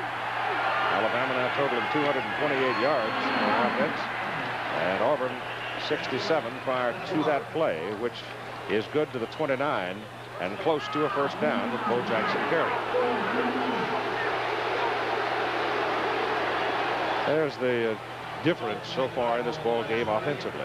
Alabama's been able to throw the football. Auburn coaches told me as we watched the measurement that they didn't think they could win the game if they didn't hit some passes. Key situations, they've been unsuccessful so far. He got it by the nose of the ball. Now Auburn is lining up in 2 tight ends, I formation, 1 split receiver, which is really a goal line attack. Not much threat of a big run there, a big play, unless James can pop it on his own natural ability. That's trying to get 1 wide receiver out of the ball game. We've got 2 tight ends, and he had Edwards and Woods both in the ball game of 12 players. Now get back to the legal limit. First down for Auburn. And blindsided. Campbell is hit by John Elias, the nose guard, and then making a flying effort to grab that ball was Russ Wood, but Russ couldn't quite get it. You're going to see Campbell throw the ball right to Woods, a tight end. I mean, the defensive end, excuse me. Mike Woods right here is going to throw the ball out to James, but Woods comes in front and nearly intercepts it, which could have been a touchdown. The ball was thrown too hard for him to handle. 240-pounder climbing on your back, though, it doesn't help your accuracy much, does it? Right off of his blind side, quarterback's blind side. Second down and 10, just outside the 28. Right it off to the inside. And carrying is Ron O'Neal. Ron O'Neal, 5'9", 245, but he can't produce much. He gets it up to the 30. They make 1 yard. So it'll be third down and about 8. What Alabama's doing on defense is electing to make Campbell keep the ball on the option play and not let him pitch. We'll have a report on last night's Larry Holmes' successful defense of his heavyweight title against Randy Cobb. One of the features today on ABC's Wide World of Sports will be Teo Stevenson and Tyrone Biggs, amateur heavyweights. Teo, of course, the 3-time gold medalist from the Olympics in Cuba. They swing it over to Lionel James, get him out there one-on-one, and it doesn't do much good because Robbie Jones, number 97, a senior from Demopolis, Alabama, just looked him right in the eye and took him down. It'll be fourth down. Jones making the tackle. Auburn unable to get much going offensively so far in the ball game. It'll be the fourth punt of the day for Lewis Colbert. His last one was a beauty, 57 yards, and Paul Carruth is deep for Alabama. See the fullback calling the blocking assignments after he reads the alignment. Well, they got some pressure on him, but again, Colbert hits a good high-hanging punt. Not as long as the other one, but it's a very effective punt, forcing the fair catch for Alabama back at the 27, a 44-yarder. You can see that Alabama is coming right through. They have one, he must be a 3-step kicker, very slow. 1, 2, that's his second step. Third step, Alabama gets very close to this one. You can see the... That's Rodriguez, Mike Rodriguez. His hands, if he'd extended them, he might have been able to deflect the ball. So it's Alabama's ball. First down at their own 27. Tide leading the Tigers 10-7. 5:12 to play in the first half. And Walter Lewis fumbles the ball. It is picked up by the trailing back, Jeff Fagan. And a loss on the play back to about the 22. The comparison of quarterbacks in this ball game, and you see here Todd Blackledge yesterday threw 24 times, hit 10 for a touchdown, and he has 22 for the season as Penn State won the big ball game against Pitt, and Nebraska beat Oklahoma in another good one. Penn State going to the Sugar Bowl to take on the Georgia Bulldogs. Georgia scuffling this afternoon with Georgia Tech between the hedges and Athens. Other scores from yesterday's ball games there. The Raiders of Colgate had a pretty good season. It is second down and 15. From the 22, pressure's on. Lewis throws a dime trail out there, and it's picked off by Bob Harris. He was getting pressure from the blind side, and his arm must have been hit because that ball just came fluttering out there like an old lame-legged turkey. And Bob Harris stepped right in there and picked it off. The backside rush is what really worries the quarterback and the coaches. He cannot see it. You're going to see coming back there, who is that, number 99? Smith. And he gets his arm and watch the ball. It just flutters up like a wounded duck. And it comes right down into the hands of Harris from Decatur, Georgia, my old hometown, and that's Harris's 4th interception of the season. Number 28, Harris, the strong safety. You can see he reads the ball, goes up in front of the receiver, Fagan, and intercepts the pass. So it's a big chance for Auburn now from the Alabama 25, and Campbell goes with it, and he almost throws an interception. My goodness, he threw the ball right straight toward Jeremiah Castile, and Castile could not pull it down. The Auburn defense has set up the offense now. Remember, it was Tim Drinkard who picked that loose fumble out of the air and ran 62 yards. That set up the 14-yard play for the touchdown. Now here is Bob Harris, who has made another big defensive play for the Tigers. He go to your old high school? He went to my old high school, Decatur, Georgia. You never know out from Georgia, would you? Second down and 10. And Campbell wants to throw again. Goes over the middle, has a man. Edwards and Mike Edwards hauls it down at the Alabama 11. First down for Auburn. Play action pass, handcuffs the linebackers. Edwards is going to drift across the middle. The ball is thrown right into numbers, the best place to throw it when you're going across that middle. Edwards has played halfback, fullback, tight end, wide receiver. Just a very versatile player. He's wide open. Linebackers handcuffed with the fake. They mark it inside the 10. So we're going to have to call it 9 yards away. First and goal from the 9. It's actually about 9.5. And Lionel James a hold.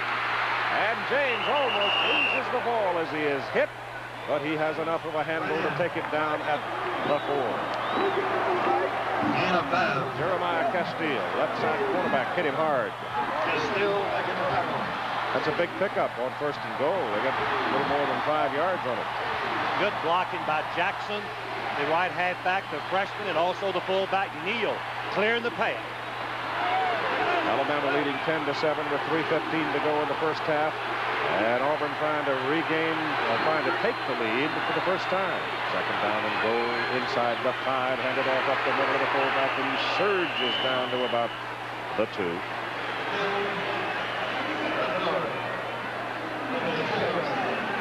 So it'll be third and goal from the Alabama 2. They want a timeout to talk, it appears. And they take it. So you've got 3 minutes and 1 second to play in the first half. 10-7 Alabama lead, but Auburn is knocking on the door. New ideas have now come together that advance the state-of-the-art in home heating, creating a new generation of high-technology gas heating systems, so efficient they can cut your fuel consumption by 1/3. They help make gas the fuel of the future, an even better value today. Because the future belongs to the efficient.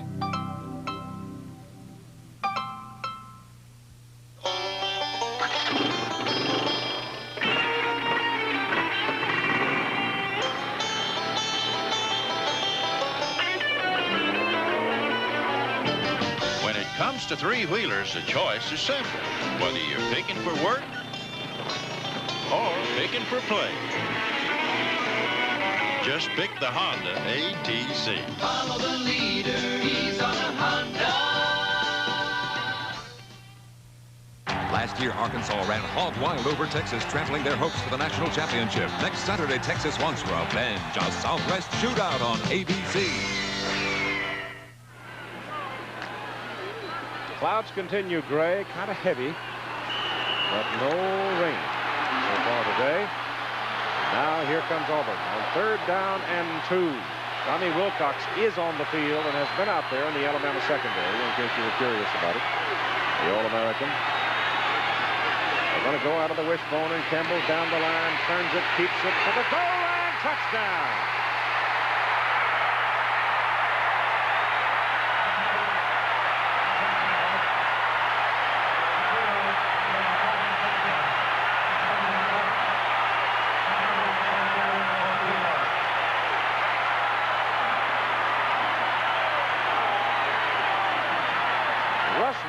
Defensive end for Alabama had a hold of Campbell, but Randy just hung in there. When he turned back to his right, he was able to fall across the goal line, and Auburn has taken the lead. Now going for the extra point, Greco. Mike Mann holds it. Now Del Greco hits it. Good. 2 minutes 55 to go in the first half. 14-10 Auburn. Number 74, watch number 74, the pulling guard. He gets right in the way of Campbell. Number 74, as he turns up, he actually blocks Campbell first right there. He nearly tackles him. Now Campbell twists and turns and gets across the goal line for the touchdown. Extra effort by Campbell, resulting in a touchdown. Right now, let's check in with Jim Lampley, see what's going on in Athens. Keith, as you know, Herschel Walker needs 181 yards today to move past Archie Griffin and become the number 3 all-time rusher. He just got 59 of them on this early first quarter touchdown run against Georgia Tech. It is the Bulldogs 7, the Engineers nothing in Athens. Keith Jackson. Okay, Jimmy. Thanks very much. That means the Georgia Bulldogs getting out to the lead, trying to stay #1 in the nation. And we could have ourselves a party New Year's night at the Sugar Bowl in New Orleans, couldn't we? With #1 Georgia and Penn State National Championship ball game. Here's Del Greco's kickoff. And it's gone. It'll be Alabama's ball, first down at the 20.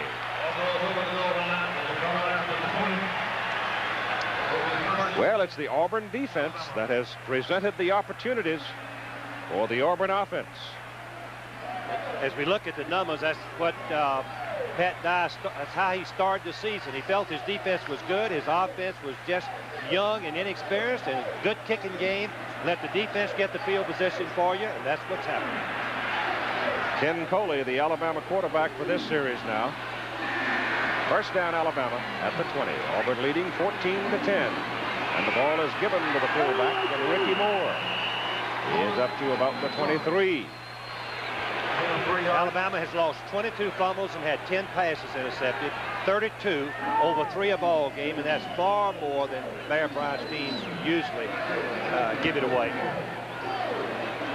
Jesse Bendros is back in, having had some ice on his knee. Larry Brown comes to the bottom of the picture as a wide man for the Tide. On second down, 7. Coley rides it, rolls it out, keeps it, and turns it upfield, and takes a whack. Christopher Martin, weak side linebacker, brought him down. But even when Coley, as quick as he is, when you get a good hit on Coley, he still has the faculty for spinning his way upfield and getting some yardage out of it. That's the mark of a good wishbone quarterback. Sort of walk through the yards. When he cuts up, make people miss him, override him, but be sure and fall forward, helping that yardage be short for third down. Third down and 2. Coley's carried 3 times, 22 yards. So it's third and short. Auburn with a 5-man front, and Coley's got it, and he's got the first down as he hits it out to the 32. Should make note that Auburn has changed drastically their defense in the last 2 possessions. They're playing double covering both receivers and having a free safety to help out. A radical change. That particular defense would require Alabama to mostly run the football. They're vulnerable running, not passing, with double coverage and 3 deep secondary. First and 10. Alabama's 32. Oh, fullback knocked it over the right side that time, found some daylight. And big Ricky Moore moves that ball for just about 7 yards. But Keith, Alabama cannot keep running the football. We're coming on 1:20 seconds left as we see the clock. They have got to start throwing the ball. Cooley is not their best passer, and yet he's still in the ball game. A little bit of a surprise to me. Jones comes out now. Moore with 7 carries in the game for 48 yards. Bendros and Brown are the wide people.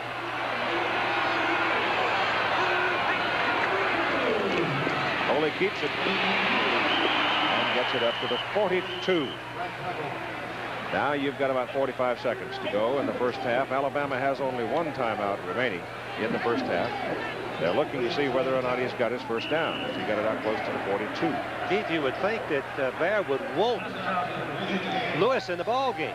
He's had a hot hand passing. Bendros and Jones have not been covered. I don't think any time in the first half. They have had some drop passes, but seldom has Auburn been effective with their pass defense. There's still plenty of time to score or at least get a field goal. Looks like it's just short.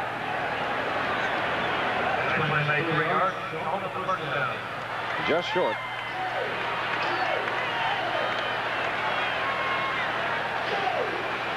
That certainly hurts Alabama's chances of scoring because they've got to waste time on the clock to make the first down when they should be throwing the ball. Third down and a half foot. They're up there as soon as the clock starts. They're ready to snap it. Coley follows the center Mott and appears to have the first down. Mott came off that snap pretty quick. He's good center. who's second team all Southeastern Conference. And the center is the key and the wishbone to establish the fullback block, the play. He has to block that nose guard single-handedly on most plays. If he's good at it, you can make yardage up the middle. Lewis had a pretty good first half, but he's on the bench now. Coley, clock running at 35 seconds, is the quarterback. Ken Coley, double wide, going to throw. He's got Jones over the sidelines and throws it short. Coley is not known for a passer. So far this year, he's 4 completions out of 7 attempts, where Lewis, the great passer, the best passer, had attempted 134 passes, 63% of his passes. Coley is none for 2. Coley is none for 2, where Lewis has completed 63% of his passes coming into this ball game.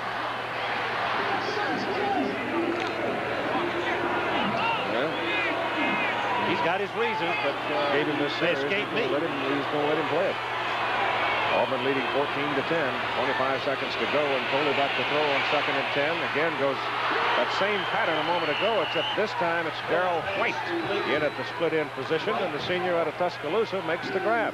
And it's a first down for Alabama at the Auburn 39. Alabama with 1 timeout remaining and 19 seconds to go in the first half. On this particular pattern, King, number 27, is giving him plenty of room as the clock is winding down.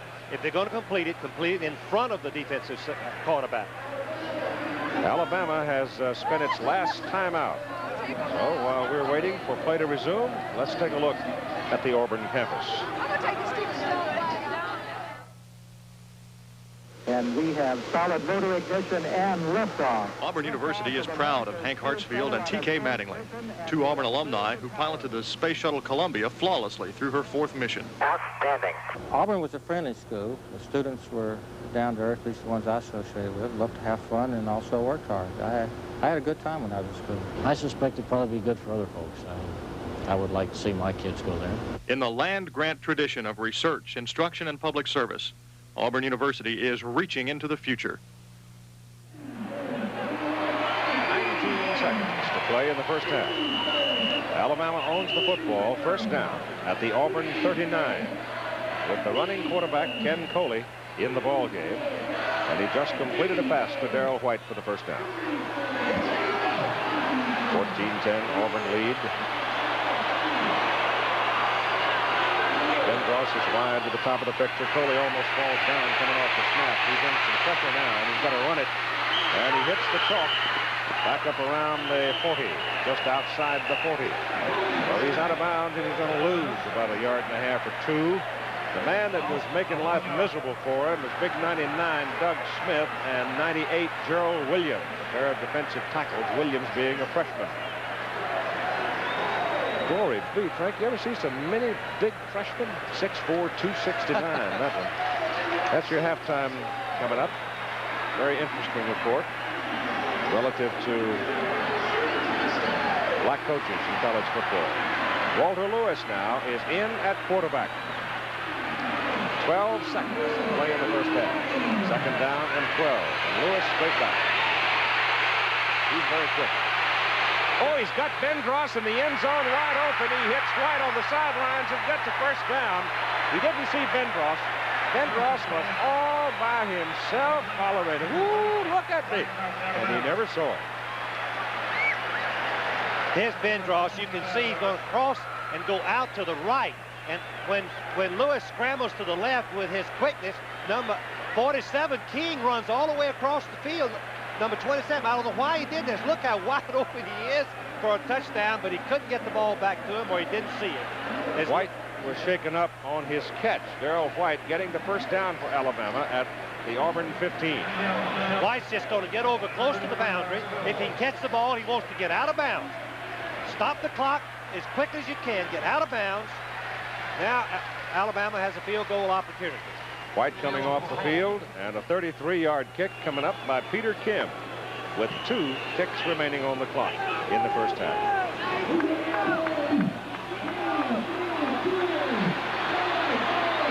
The holder is quarterback Paul Field. Snap is good, the hold is good, kick by Kim is good.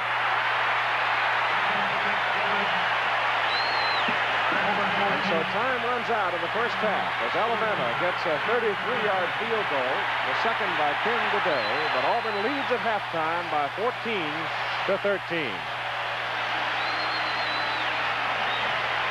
Now here is Ann Simon with Coach Pat Dye. Thanks, Keith. Coach, historically, both teams have run under the wishbone, yet today you elected to go with the I formation. How come? Well, we really wanted to be able to get Jackson and James into our option game at the same time, but nothing we've done has worked very good. We've been lucky. The defense has given us two breaks, and we've gotten 2 touchdowns out of it, but outside of that, our offense has been very poor. And defensively, we haven't really stopped them. They've had a long way to go. Our kicking game has kind of kept them backed up a little bit, and then they've stopped themselves some. But we've got to play much better the second half to have a chance to win the football game. Of course, this game is extremely important for recruiting purposes. I know that your idea must be to build this team from the ground up. Well, you know, I don't know how important it is for recruiting. I think if you know, if we had been at Auburn for 10 years and we're getting beat every year, I think it would this game would mean a great deal as far as recruiting is concerned. But I doubt if very many youngsters are going to decide whether they come into Auburn or going to Alabama based on the results of today's game. It's no secret by now that it's not been since 1970 that an assistant coach, a former assistant coach of Bear Bryant, has beaten him. Scary a little? Well, you know, I tell you what, in the time that he's been at Alabama, it hadn't been the time that anybody has beaten him very often. And it's just happened that, you know, we've been involved in playing them a little too. All right, Coach, thanks you. very much. Now back upstairs to Keith Jackson. Our halftime score, Auburn 14, Alabama 13. Back with the halftime activities after this message about an upcoming show on ABC and the word from our local station. Sunday, see the bizarre Empire of the Dead, the drive-in funeral parlor, and meet the world's tallest man and woman on Ripley's Believe It or Not. Then, do you have the ransom? Matt Houston puts his life on the line to rescue a kidnapped crown prince. Then Redford and Fonda. Lady, I don't want to tangle with you. A network television premiere, The Electric Horseman, Sunday. Here on ABC. Ben Halverson, Little League coach and auto owner's insurance agent. He likes to say that the kids on his team are the best reasons for the life insurance he recommends, because Ben cares about his customers and their kids.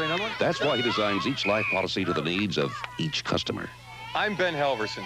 There's an auto owner's agent just like me in your town. The Phillips Agency is your professional insurance agent in Alex City. Call us at 329-8406. In Montgomery, the Harold Faulkner Agency can provide you with any insurance service you might need.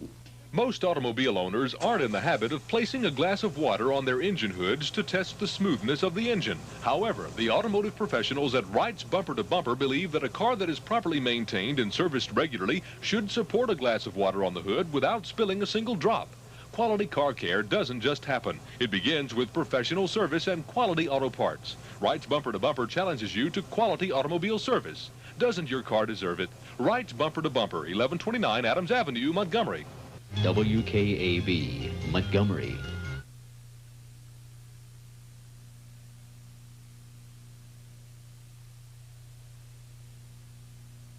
At the University of Alabama, we have enjoyed the glories and many benefits of a #1 football team. We are now committed to a much bolder mission, to develop a major comprehensive research university. Here in Tuscaloosa, we're focusing on ways the university can directly affect the quality of life and economic development of our state and nation. At the University of Alabama, we want to be as successful at this as we are at this. Jack Whitaker in our New York studios. From Grenoble, France comes word that John McEnroe and Peter Fleming defeated the French in doubles, and the United States has won the 1982 Davis Cup. Traditional rivalries are part of the NCAA college football season at this time of year.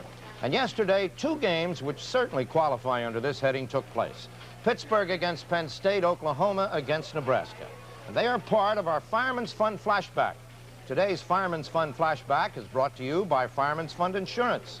And Fireman's Fund Insurance is brought to you by an independent agent or broker near you.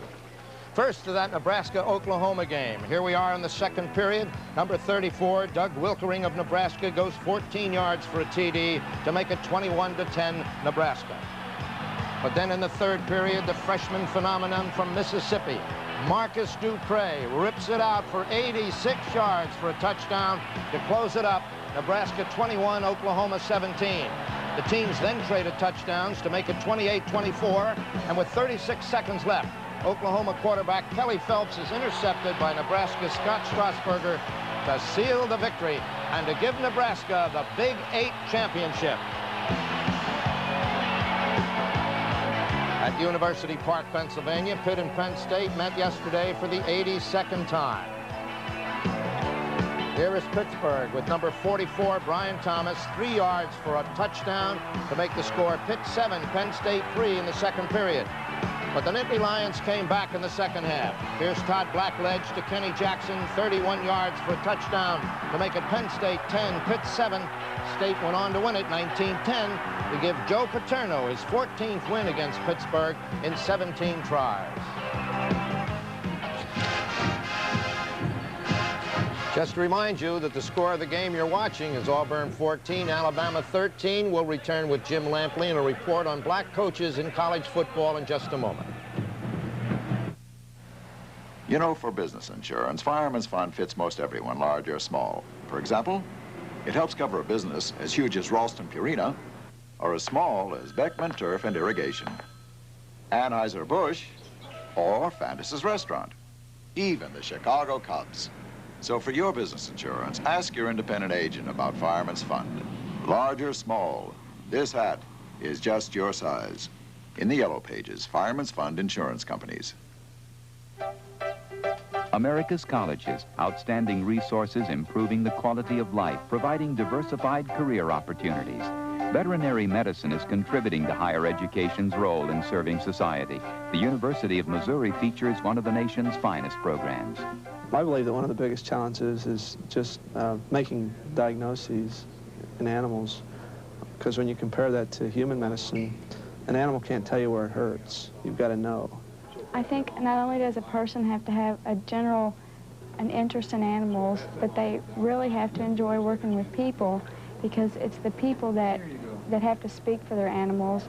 I would advise anyone considering the veterinary profession to spend some time with veterinarians, and this could be in various areas of veterinary medicine. Of course, practice is the one that we think of most often, but the young person, I think, that's really interested in this field should spend some time with veterinarians wherever they can find them, wherever they can get that experience. The challenge in veterinary medicine, in my perspective, is the likeness between treating small children and in treating animals. They're just as helpless and in need of assistance and as unable to communicate their problems as a small child. America's energy is mind power. The preceding message provided by the NCAA. Jim Lampley again in New York. I needn't tell you this is a light day in college football, but there are some things worth reporting. First, number 1 ranked Georgia leads Georgia Tech 7-0 in the first quarter. In case you didn't see it earlier, this is the touchdown, a 59-yard run. Vintage Herschel Walker. Walker needs 181 yards today, become the all-time number 3 rusher. He's well on his way toward that mark. Later, Georgia Tech threatened getting inside the Georgia 10, but Anthony Flack, one of the Bulldogs' nation's leading pass interceptor unit, picked one off from Jim Bob Taylor, and it's 7-0 Bulldogs. Couple of games tonight which are worth mentioning. 6th-ranked Arizona State plays Arizona in Tucson. If the Sun Devils win, they go to the Rose Bowl. 7th-ranked LSU closes out its season tonight at home against Tulane, and of course LSU is already in the Orange Bowl. 10th-ranked Clemson, which will not be going to any bowl this year, plays in Tokyo against Wake Forest in the game they call the Mirage Bowl. A few games that are just getting underway. Cincinnati is at Miami, and that game is just starting. Tennessee is at Vanderbilt, and that game is just starting very shortly. Division I AA playoffs. Boston University playing Colgate for the 2nd consecutive week. Colgate leads 15-7 at halftime. South Carolina State and Furman will be getting underway. Well, they've just gotten underway, and it's 0-0. Jackson State and Eastern Illinois also playing a Division I AA playoff game today. The rise of the black athlete has been the single most dramatic development, the biggest change in big-time intercollegiate athletics over the period of the last 25 years. You can visit major colleges all over the country now. It is not at all unusual to find more than half of the male scholarship athletes in the ticket-selling sports of football and basketball are black. But though this is no recent development, it has not been accompanied by a similar rise in the number of black coaches and administrators in sport. In fact, in those areas, progress has been painfully slow. When you walk in for an interview as a black person, for a football job at a major white institution, you're going to lose. But that's not true in big-time college basketball, where the color line was broken 8 years ago by George Raveling at Washington State. Now there are several, including Nolan Richardson at Tulsa, Willis Reed at Creighton, John Thompson at Georgetown, Larry Farmer at UCLA. Black men run some of the most successful, glamorous programs in the country. Compare that with football. Over the past decade, more than 200 major head coaching jobs. Yet for 6 years, no blacks were hired. 2 have made it since then, both at badly downtrodden programs. It was 1979, fully 15 years after black players had finally begun taking their places in the last few lily-white pockets of major college football, that the coaching color line was finally broken here at Wichita State University. They asked me questions about whether or not my family could sit in the stands and hear racial slurs and what would they do about it. They asked us if we could accept this. They also asked me about going into homes and recruiting, wherein we have to recruit black athletes, we have to recruit white athletes, we have to do all of this. Jeffries has done the job at Wichita State. 8 wins and 3 losses this year. But his success may not open doors for other blacks because to get hired, they must satisfy so many white people. The athletic director, the committee, the search committee, the president of the university, the alumni committees, the boosters club, the people that have been with the university through their ups and downs. These are the people that have to be considered when a coach is hired, no matter whether he's black or white, at a major university. At Northwestern, Dennis Green impressed enough people to become the 2nd head coach at a major predominantly white school. He, too, is turning around a losing program. But Green sees a different obstacle for blacks.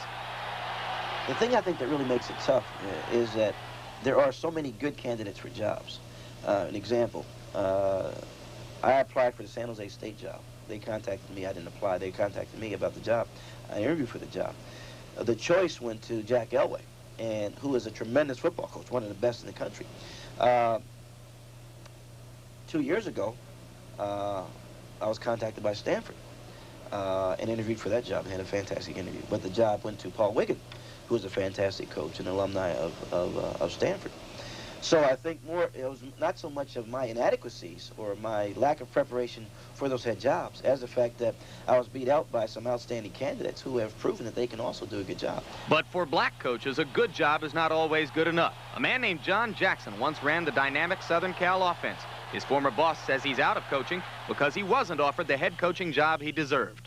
I don't think there's any question. We talked about it. I think his options are that he would have been forced into pro football or forced into situations that just didn't give him a fair shake to reach his full potential. It's just no question. The question really is, do the people in the decision-making positions have the guts or have the want to make the decision to hire a black coach? When, obviously, when there's a coaching position open, there are numerous candidates, all of which are qualified as such.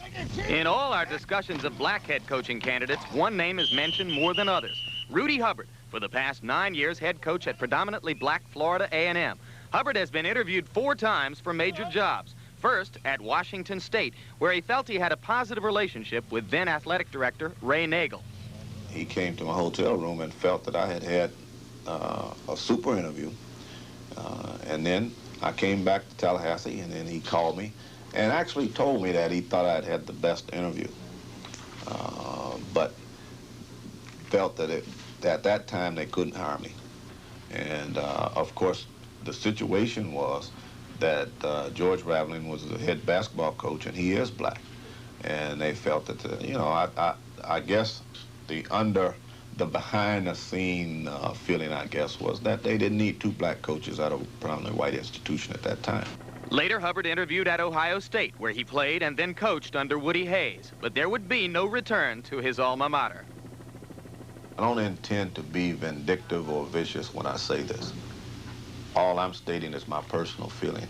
And I think that being black, I couldn't have been hired if I had had the best interview at Ohio State University. And I don't think at this time that they, you know, are ready for that.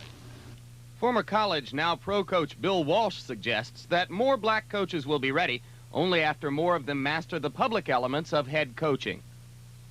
And the breakthrough I think for black people is to get as much public speaking, as much open exchange with people, to become as well acquainted with people, not to be a bit hesitant to assert themselves in their profession, so that they gain confidence in themselves and dealing in the head coaching image of public speaking, of openly meeting and dealing with people from all facets of life. But John Merritt of Tennessee State, a coaching legend in predominantly black football circles, says the black assistant coach at a white school doesn't get the training Walsh prescribes. We feel he's a token. He's there to satisfy the black players, that they are liberal, that they are interested in having a black on the staff, and to satisfy the liberal constituents. We don't feel that it is a wholehearted attempt to get black coaches, because very few of them have responsibilities. Very few of them are coordinators. Well, I think the problem with getting black coaches involved in coaching is that so many of them are gifted athletes when they leave college. They go into professional football, make big money, and then they never want to really come back and make the sacrifices necessary to serve the apprenticeship. There are not that many really qualified black assistant coaches who have had experience. You know, when you look for a coach, you weigh all factors, and you'd love to get more and more black coaches, because you've got so many of your players who are black kids who would like some people to identify with. Meanwhile, thousands of black high school athletes are preparing to play football at major schools. For their white counterparts, success on the playing field can lead to opportunities in coaching. But for these players, that's an avenue not yet opened up. And it probably won't, as long as the presence of black faces in big-time college athletics is more a matter of exploitation than of true integration.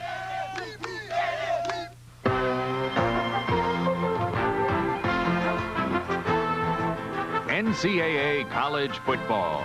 Auburn versus Alabama is brought to you by Goodyear. For more good years in your car. By Budweiser. For all you do, this Bud's for you. By Honda Motorcycles. Honda, follow the leader. And by Trinitron, the Emmy Award-winning color television from Sony, the one and only. Holiday greetings from Budweiser.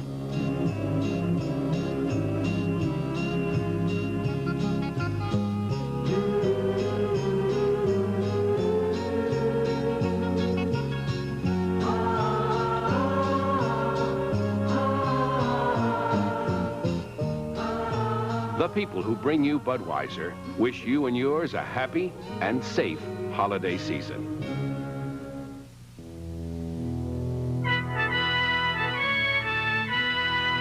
In the race to office automation, some will wait for tomorrow. But for those who choose Wang, today, it'll be business in the fast lane. Because Wang has the computer technology and worldwide resources to automate your entire office now. The choice is yours. Ignore the inevitable or race boldly into the future with Wang, the office automation computer company. Who is America's leader in radials? Goodyear. We outsell all foreign radials combined. One reason, the Goodyear Wrangler, a light truck radial that's all season, all terrain, all position. Wrangler gives you outstanding traction, so you can take it just about anywhere. The Goodyear all-season Wrangler. It's one reason Goodyear is the leader in radials. No foreign maker of radials even comes close. When you need radials, come up to Goodyear. Hoa, hatu, hey. There's a special place where a dad can look back and a kid can look ahead together, with lots to see, lots to do, lots to share.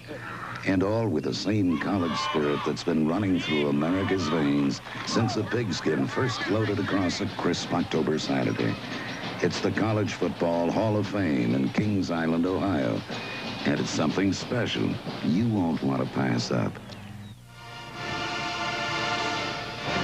We're at halftime at Legion Field in Birmingham, Alabama. Auburn leading Alabama 14-13. Here is Ann Simon with Coach Paul Bryant. Of course, this man needs no introduction. Coach Paul Bear Bryant. Both Keith Jackson and Frank Royals were wondering during the broadcast why you elected to go with Ken Coley at quarterback instead of Walter Lewis. Trying to win the game. Everything I do, I'm trying to win the game. No reason for it, just for that. I'm trying to win the game. Now, what about I don't have to apologize for who I play. I'm trying to win the game. what about the turnover situation? There was a turnover Two there. turnovers that really cost us 2 touchdowns. And what do you elect to do in the second half that may change that? You're having problems with turnovers all year long. Well, we sure have, and we're going to try to not turn over this time. We're going to try to receive the football, take it for touchdown. All right, Coach, thank you. Of course, Paul Bear Bryant is a man of very few words, but when you're in his shoes, our actions speak louder than words, I think. Keith? All right, we'll see what happens in this second half of play with Auburn leading by a score of 14-13.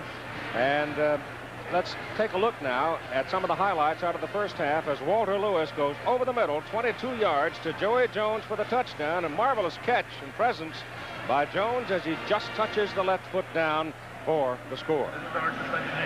All he needs is one, and he got it down right there. Now, it is the Auburn defense that has provided the opportunity for the Tigers.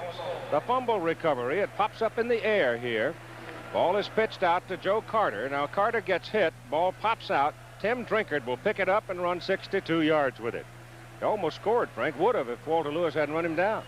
I was wondering who made the tackle, but it was Darmany, the safety man, who's been an outstanding player. He popped the ball out, and Drinkard, number 18, picks it up. And Lewis shows his speed, the quarterback of Alabama, as he catches Drinkard and knocks him out of bounds after a 62-yard return. Now, from the 14, 3rd down and 10 for Auburn. Lionel James, one of the smallest running backs on either ball club, fields it around the right side. The Auburn offensive front does a great job of blocking, and little Lionel takes it in. The freshman, Stokes, starting his first ball game at left guard, pulled around and made the key block. And then Auburn's second touchdown came on a 2-yard run by Randy Campbell after Bob Harris had intercepted on the Alabama 25. We start the second half, a bouncing kickoff to Paul Carruth. Carruth looking for the sidelines, gets out there and turns it upfield for a good gain. As Alabama will start first down at its 33. That was a 30-yard return by Carruth. Alabama opens, we presume, with Lewis, Fagan, Carruth, Moore, Jones. So Coach Brown has played a lot of people in that first half. The offensive front will be Bendross, Vickers, Bramblett, Mott Adcock, Kayavek.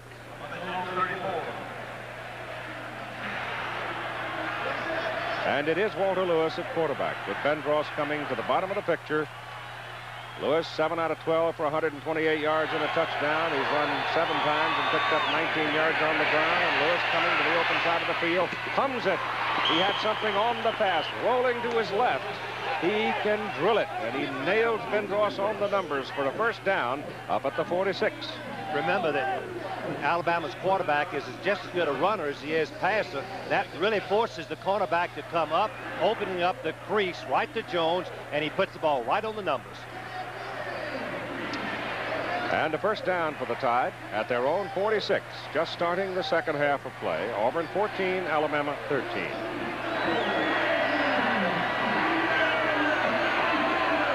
Auburn throwing a 4-man front. 3 linebackers are in tight. They're going to reverse it, give that ball, back it goes. And it's a delayed version of the old flea flicker. Now that turns into a screen. And carrying the ball, Ricky Moore. And we've got an Auburn man hurt on the play. An Auburn man is down on the field. Scott Riley, defensive end, 204-pounder from Birmingham. Ben Thomas, big tackle for Auburn, 267. Dow Ortman, the middle guard, 263. Doug Smith, right tackle, 265. And Quincy Williams, the end, 218. Linebackers, Greg Carr, sophomore at 213. And Christopher Martin, 232 pounds. Auburn man leaving the field is number 28, Bob Harris. Harris was coming after Walter Lewis on a slow down version of the old flea flicker play. It started out as a big wide reverse and then back to Lewis, and then eventually turned into something of a screenplay for the fullback, Ricky Moore, and it was good for 2 yards. Lewis straight back on 2nd down and 8. Loops it out here to Moore again. The man in front missed his block, but Moore outruns the pursuit and goes for another Alabama first down. So they're getting the Auburn defense spread out, Frank, and they're making it work. Here are the stats for the first half. Alabama dominating in every category except the 2 turnovers that were very costly. When you're in Auburn's position, your coach has to try to analyze what's wrong with our offense. Is it the fact that we're calling the wrong plays or getting whipped? To me, they were just getting whipped in the offensive line by the Alabama defense. That's major problems. Ball just short of the Auburn 41. First down for the Tide. Alabama trying to get it going early here. Give that ball to Turner. And Craig Turner veers off to the right side, turns it back upfield, moves it to the 36 of Auburn. Doug Smith brought him down. He's a big junior from Bayboro, North Carolina. Today's attendance, Keith, Legion Field, 76,300. Wall-to-wall sellout. Why wouldn't it be? Split right down the middle, half to Auburn, half to Alabama in the tickets. 2nd down and 5, Tide. Lewis, he's got Bendross over there at a first down. And Jesse is dragged down by David King, number 27 for Auburn. That'll advance the ball to the Auburn 25. And a first down. It's a checkoff play, Keith. You can see that Bendross was singly covered, no one around him. The defensive back King was off of him a good 10 yards, giving him plenty of time to catch the ball, and actually King makes a great play to stop him from advancing after the catch. Bob Harris, who was shaken up, walked off the field. Apparently no serious injury, just shaken up. Lewis is 4 for 4 in this possession for Alabama. Gives that ball off to the fullback Moore, and Ricky Moore is inside the 20, bounced down at the 18. So the Alabama offense looks pretty determined to start this second half.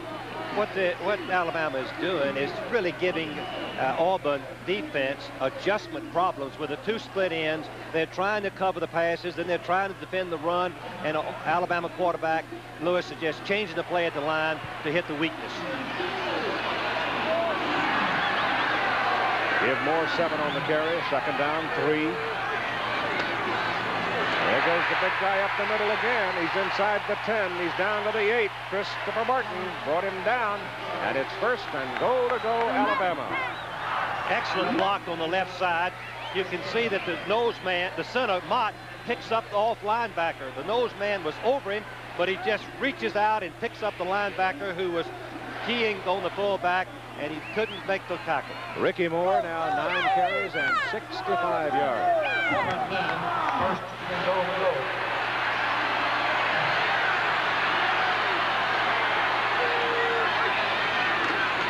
Lewis outside, Caruth. Touchdown.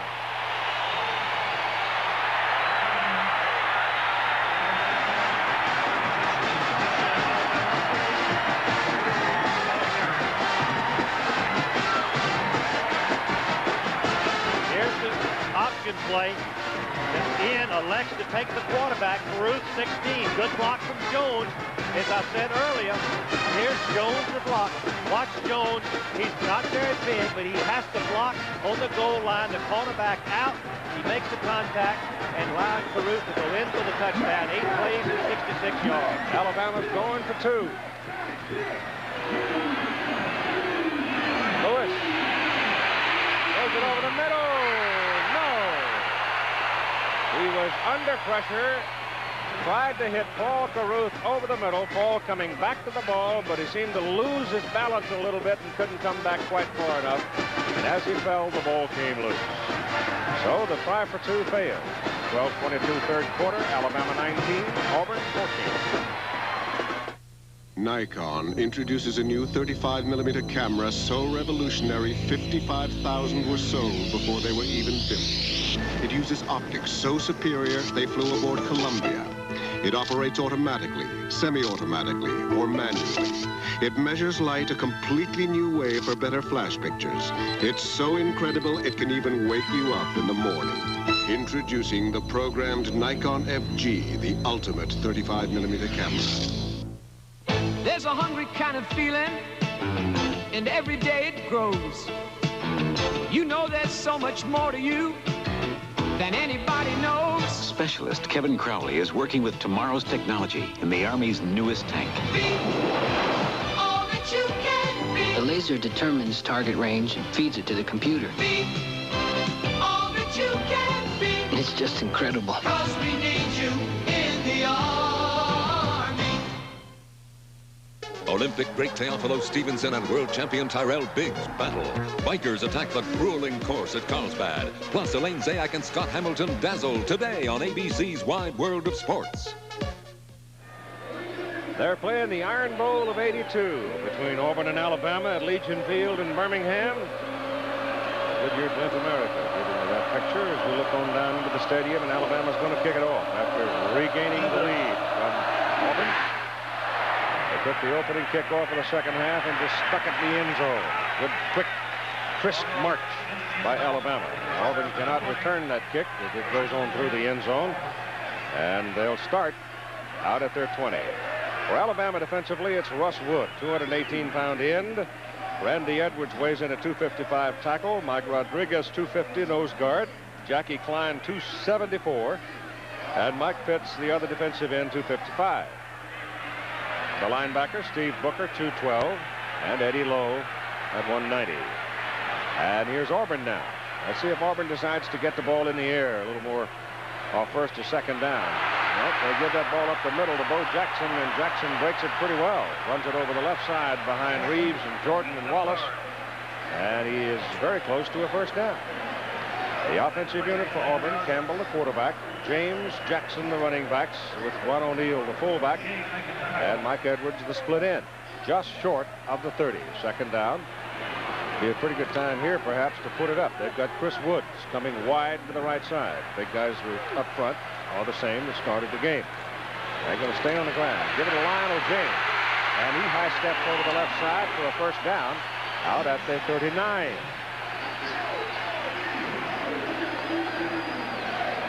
Auburn has made some changes. They've gone back to the I formation so that they can get the ball wide to James, number 6, who is the great threat. Open field runner, makes a nice cut back inside for a big gain in the first down. In the I formation, 2 tight ends. Ball is just short of the 40, where it's a first down for the white-shirted Auburn Tigers. Campbell pulled it out of the fullback's belly and gives it outside to Lionel James, and a great job by Jeremiah Castile. Castile just would not yield on it. And the left cornerback for Alabama just kept dragging it out there, and finally Tommy Wilcox and Eddie Lowe arrived, and they stopped him. Coming up next Saturday on ABC's presentation of college football, we'll have Arkansas and Texas. Le Sanglier against the Longhorns. You're going to have to explain that, Keith. The Razorback. Wild Boars from Arkansas.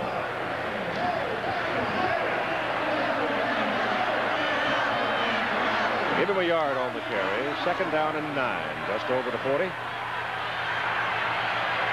Campbell falls down coming off the snap. Got his legs tangled up. Big 96 Randy Edwards made very quick penetration. And in the collision, looked like either Edwards had him by the foot or else he just got tangled up. Now we have 3rd and long for Auburn. Remember, Auburn is basically a wishbone offense, not a good passing team on long yardage, primarily throwing on first down or running situations during the season. There we see the first down comparisons. Auburn offense has been relatively inept in the face of the Alabama defense so far. They go wide to Lionel James. He's trying to get around the corner, but once again, the red shirts are all over the place. Stan Gay, number 28, and Steve Booker, number 49. And so Auburn's going to have to kick it away on 4th down. And Lewis Colbert will be in to punt for the 5th time in a ball game. His first one was rather weak at 30, but since then he's gone 44, 57, and 44. He's kicking into the wind as he did in the first quarter. And Alabama's got a 10-man front up there. They've tried to block each of the kicks so far. Fullback calling the blocking. Look at the fullback moving around, trying to call the blocking. He gets it out of there. And Caruth lets it bounce.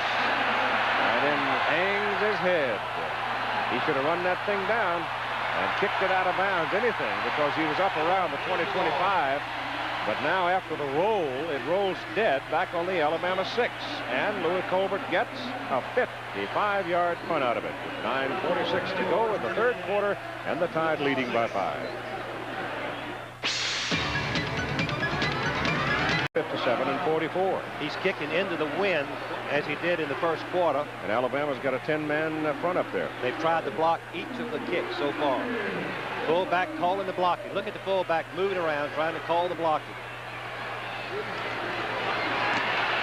He gets it out of there. And Caruth lets it bounce. And then hangs his head. He should have run that thing down and kicked it out of bounds, anything, because he was up around the 20-25. But now after the roll, it rolls dead back on the Alabama 6. And Lewis Colbert gets a 55-yard punt out of it with 9:46 to go in the 3rd quarter and the Tide leading by 5.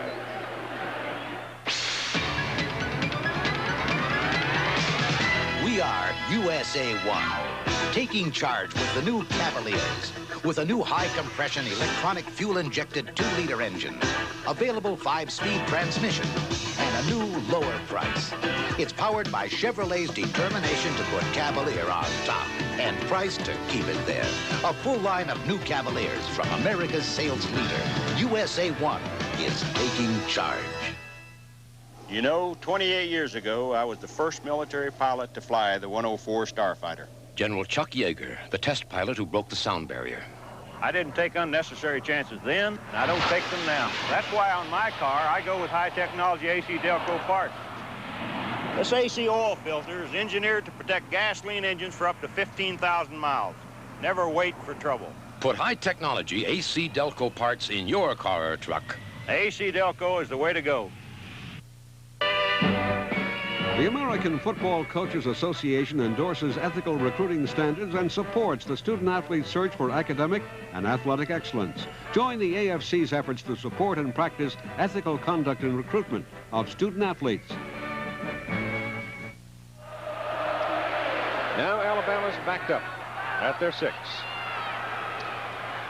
They play on the rug, artificial surface here at Legion Field, and when the ball hits the ground, it tends to bounce.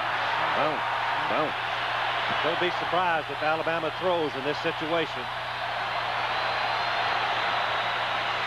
Well, they go to the fullback on the first play, and Ricky Moore is across the 10, out to close to the 12, Mark Dorminey, coming up out of the secondary to make the stop on him. So the big guy gets 6 yards on the first carry. Joe Carter comes on the field now for Alabama to go into the backfield.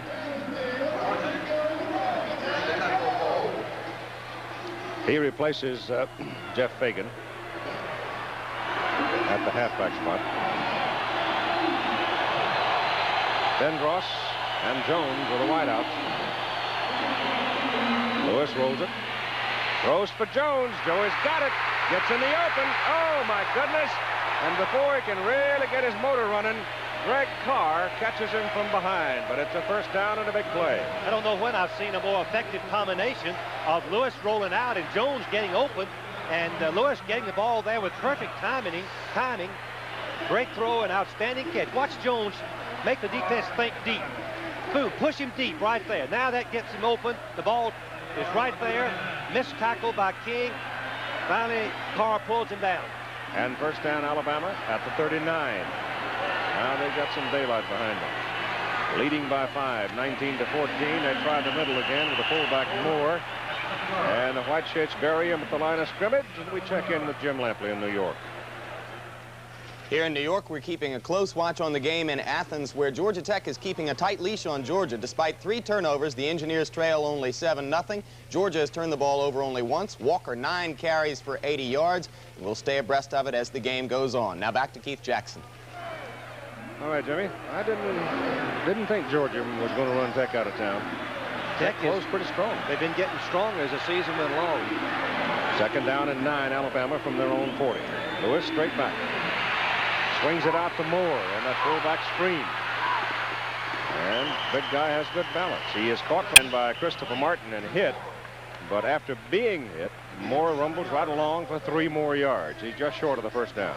Alabama offense has been effective when they could hold on to the football all season long. And talking to Mal Moore, the offensive coordinator, he told me that we've just self-destruct. In the ball games we lost, we just couldn't move the ball except LSU, and the LSU line whipped them, Keith, up front.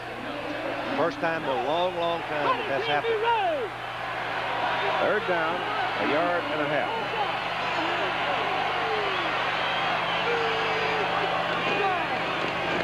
Lewis follows the fullback.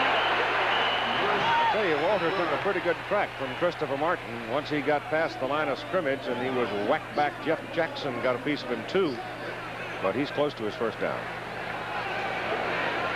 That kind of a play, it happened so bang bang. The linesman really had to jump in the middle of him to get the proper mark, and now Lewis hobbles off the field. Walter getting up slowly and comes to the sideline.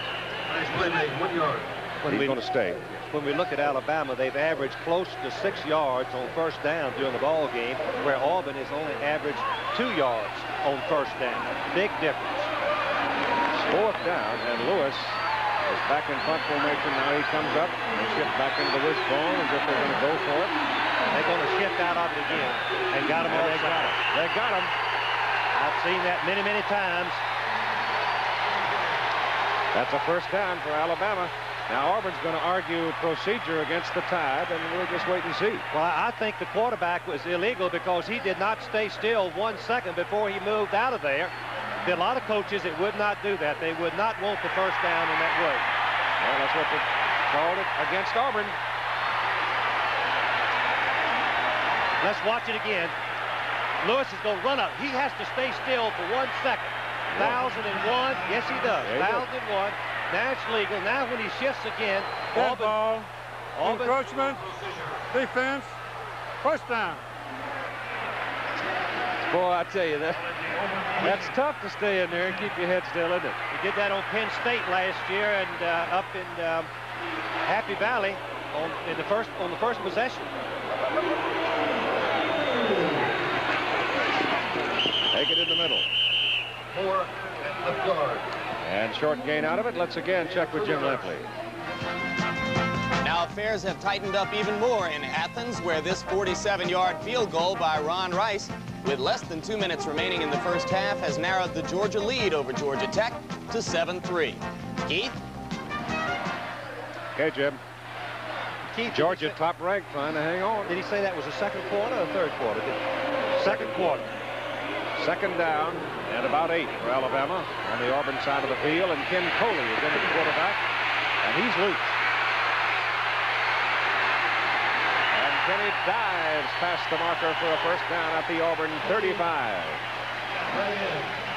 What Alabama is doing with their offense is just sensational. They're moving their line around, moving their formations, rolling out left, right, play-action passes on first down. Over half of the time, Auburn has never been able to set their defense. Now that Alabama's 405 yards in total offense as to 117 for Auburn. Auburn's defense is the only thing in kicking game that's keeping them in the ball game. They mark Coley down at the 36 for the first down. Gives it off to the first man, the fullback, and he's dropped at the 35, Ricky Moore.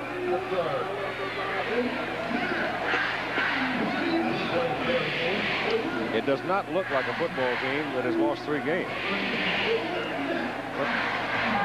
Self-destruct. 32 turnovers for Alabama in 10 ball games. 22 fumbles, 10 interceptions. As we look at Pat Dye, who is very worried right now, his defense has not been able to really do anything to stop the Alabama offense.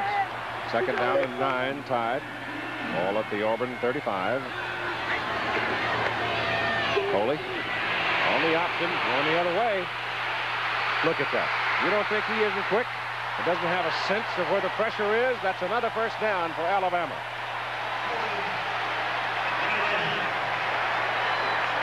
Coley has had 3 knee operations. Number 11, the quarterback. The play is to go to the left. It's an option play. Auburn has it defensed perfectly. But watch the presence of mind, as Keith said. And another thing that we should mention, the Alabama offense has played most of the ball game, and the Auburn defense must be getting tired. And Coley makes a fine play for the first down. 9 carries, 53 yards for Ken. First down, Alabama. Ball up the Auburn 20. Big guy, Moore, the fullback, to about the 17. Alabama's strategy, as we look at Paul Bear Bryant and Pat Dye, the 2 coaches. Pat coached for Bear for about 10 years here at Alabama before he left and went to East Carolina, Wyoming, and back to Auburn, to the state of Alabama and to Auburn. Moore now is rolling along. Ricky's got 78 yards on 14 carries. Big day for him.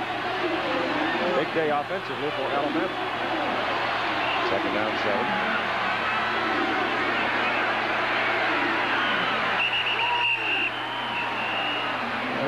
Ran out to 25 seconds. That's going to cost him 5 yards. Still be second down. Coley was checking off, looking to change his play, and well, Keith, when you line up in the wishbone with 2 wide receivers, 1 on each side, you have to use the audibles to take advantage of the weakness of the defense. Delay, offense, 25-second infraction, second down. What Alabama is doing, if they single cover the receivers, they pass. If they double cover, they run the football. It's very simple, but stopping it is very difficult. Second down and 12. The ball comes back out to the 22.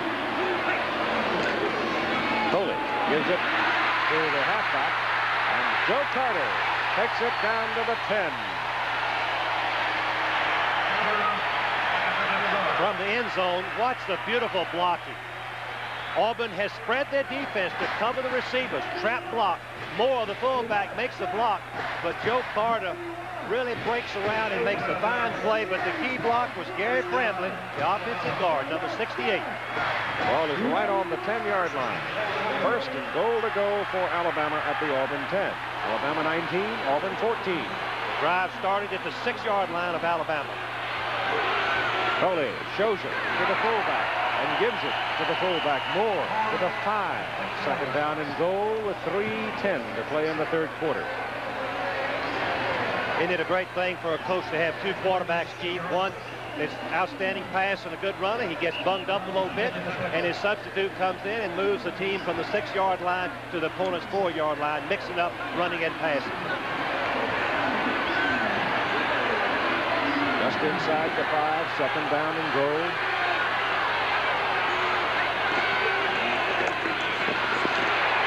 Give it to the big guy, and they'll get him to about the 4, and that'll do it. It's Ben Thomas, the big sophomore from Ashburn, Georgia, rose up to make the stop for Auburn. In terms of good offense, mixing up the offense, listen to this. Alabama's rushed for 219 yards, and they've passed for exactly 219 so far in the ballgame. Ball is still just inside the 5. Third down and goal. Matter of starch here. If Alabama takes it 94 yards and sticks it in, it'll take starch out of Auburn. If the Auburn defense can get out of here with a field goal, that'll brace them up. As Coley turns it upfield to the 1. Fourth and goal. How close is it? If it's close inside of 1, he'll go for it. If it's outside of 1, or close to 2 yards, he'll go for the field goal. It's inside the 1. He's still going for the field goal to get 8-point lead. Field goal would give him 8 points. Kim today, Peter Kim, has hit from 37 and from 33. This will be a chip shot, and he is 1 out of 3 inside the 20. Hold is good. The kick is up. Penalty flag on the field.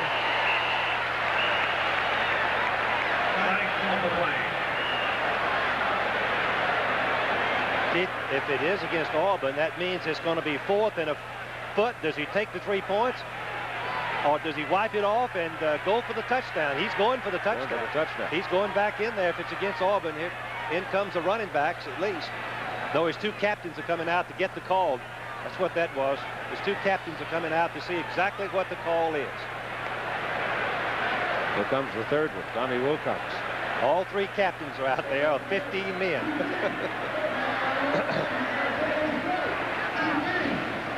I've only seen one time. Procedure, offense. Oh, it's against Alabama. Encroachment, defense. Whoops. No play. Replay the down. Play it over. Keith, I've only seen one time in my life where a team took the 3 points off the goal line. It was Oklahoma in a game against Colorado, and they took the 3 points off and didn't make the touchdown. Lost the 3 points and lost the ball. Oh. He'll stay with the field goal unit.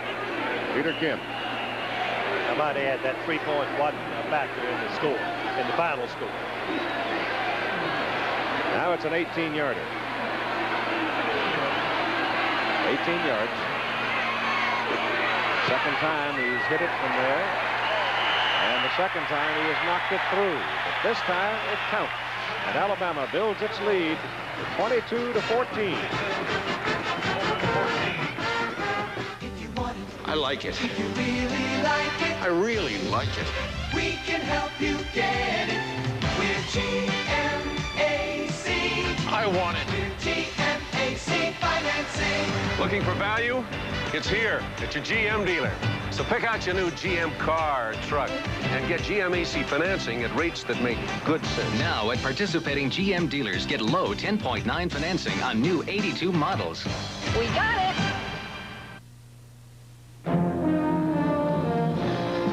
Trail boss on a cattle drive. You put in long days under the big sky, and when the work's over, you head for the mountains. Bush. Head for the beer that goes down smooth as a mountain stream. Brewed the natural way, so it's always as smooth as its name. Bush. Head for Bush beer. Head for the mountain. Head for... Year after year, there is one amateur boxing rivalry like no other. The top two teams in the world, the U.S. and Cuba, next on ABC.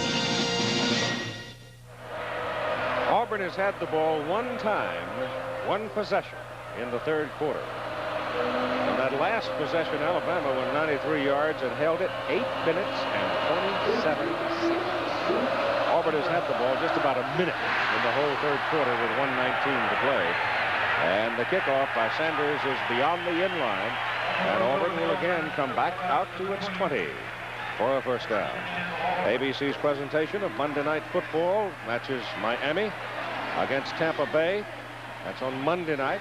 And then Thursday night, a football special for you here on ABC. The San Francisco 49ers, Los Angeles Rams, both of them 9 Eastern time. Both of them, both games are intra-state rivalries. Miami and Tampa, and L.A. and San Francisco. Should be heated and emotional. The Rams are having hard times right now. First down, Auburn at the 20. Out of the eye, go to Jackson. And Bo Jackson runs it to the 30. And he's got a first down. That's second time that they have run that ball off that side with Jackson carrying. And last time he got 9, this time he got 10. Up until the Georgia game a week ago, Jackson had the highest average per try in the conference. He was over 7. Now he's 6.5 per try. From the 30.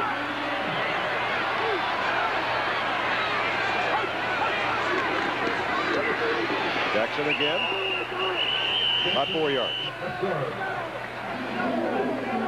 Randy Edwards, big junior from Marietta, Georgia, made the tackle for Alabama. And we're now running at 40 seconds to go in the third quarter. Alabama defense has been outstanding against the run, and then secondary has done a great job against Auburn's passing attack.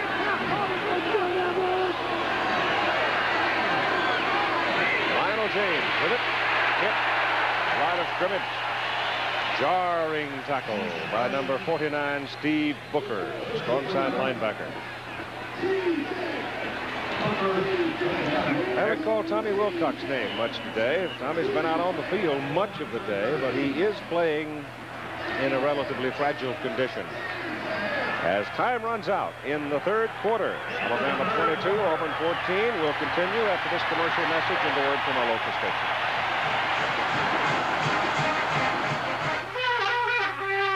Morning seems to start out better.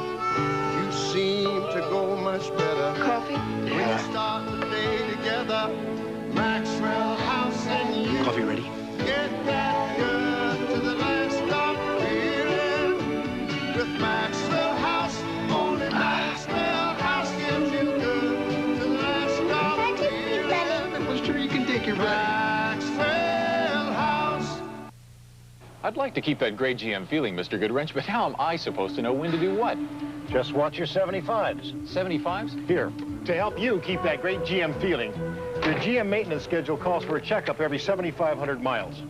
Looks complicated, Mr. Goodwrench. It isn't.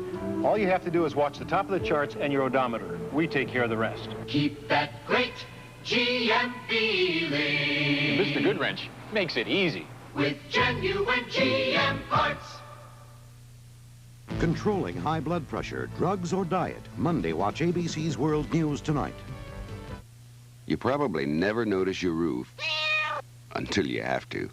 And that's good, because a quality roof from Standard Roofing does its job every day without notice, protecting your family and possessions for many years. A roof from Standard Roofing is fully guaranteed for up to 30 years on materials and up to 3 years on workmanship. So start noticing Standard Roofing, because we believe in old-fashioned quality at reasonable prices, and we guarantee it. Call us for a free estimate.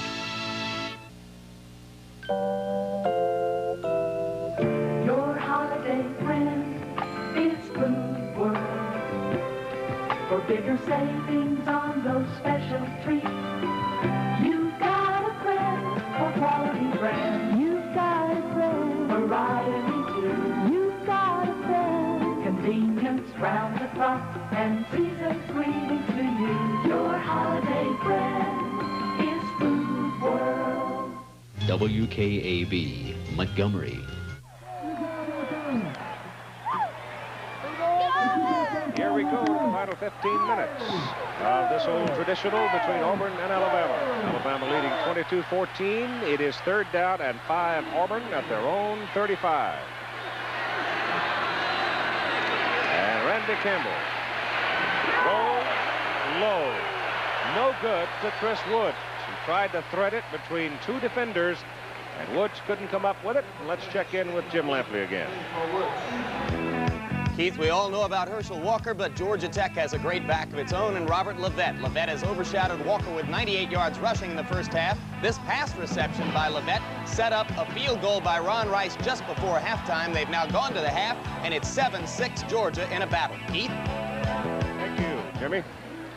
And back here in Birmingham now, it's fourth down and 5 for Auburn. And Lewis Colbert. Last 3 kicks have been dandies, and there's another good one. Baruch has 2 men back to help him on the return. A penalty from around the 30. That was a 47-yard punt. So his first one was bad, but everything since then has been terrific. And we've got a timeout.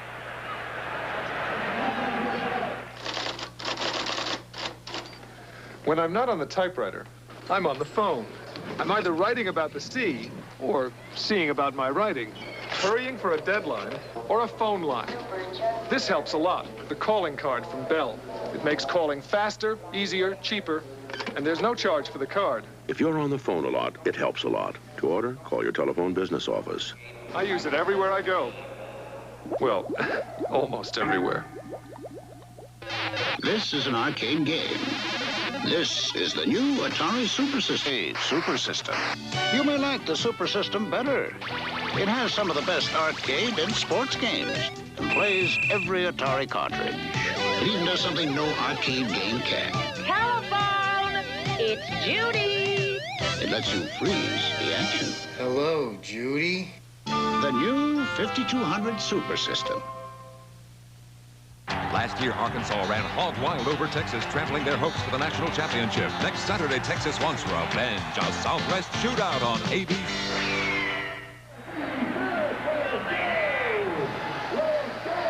Penalty called against Alabama, the receiving team, for blocking below the waist on the reception.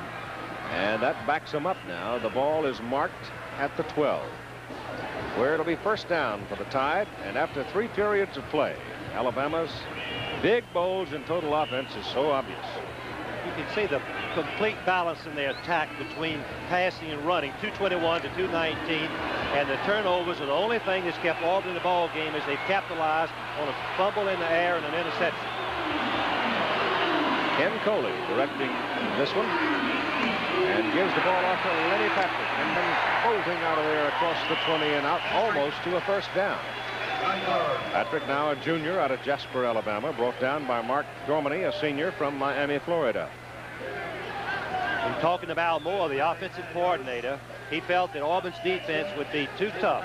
As we look at the 2 quarterbacks and the success that they've had running football and also passing. But Mal Moore told me that they were going to have to throw the ball, and they've come out throwing and loosened up the Auburn defense.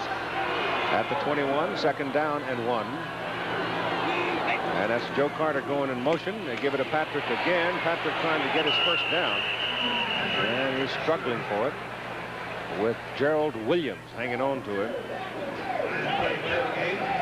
Here's Williams, that big 269-pound freshman.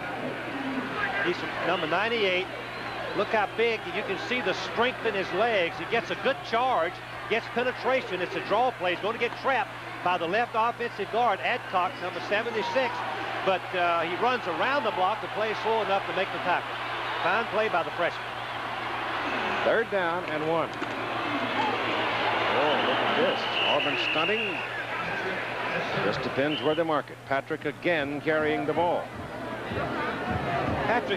Lenny Patrick, the Alabama tailback, is a very interesting story for the Alabama fans. He's been in hot water with Bear from time to time, but he's a very talented player. Very talented, and Bear has stayed with him, trying to get him to do the things that he should do, both on and off the field.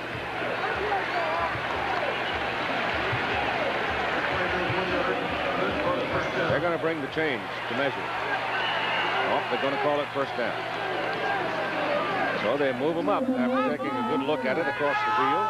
And with 13:25 to play in the football game, Alabama's got 4 more snaps. They lead by 8 points, 22 to 14. Coley rides it, caught behind the line of scrimmage, gets away from Williams. And finally, Auburn drops him after a yard, maybe. I think Gerald Williams making himself known out there now, isn't he? Yes, his quickness is what confused the quarterback, Coley, who was trying to read his charge, and he misread the play, elected to keep it when he should have possibly handed off to the fullback for a nice gain. First half and second half, all one-sided. Very much of a surprise to us, as Alabama's defense had not expected to be this strong. Second down and 8. That's Carter. And Carter is up across the 25. Alabama's going to be looking at third down and about 6 now, long 6. This is the first series that I've seen Alabama really go conservative, Keith. They've been taking the ball outside or passing on either first or second down and keeping Auburn off balance. They were a little bit worried about a turnover. They don't want to give Auburn field position again. They've been very conservative.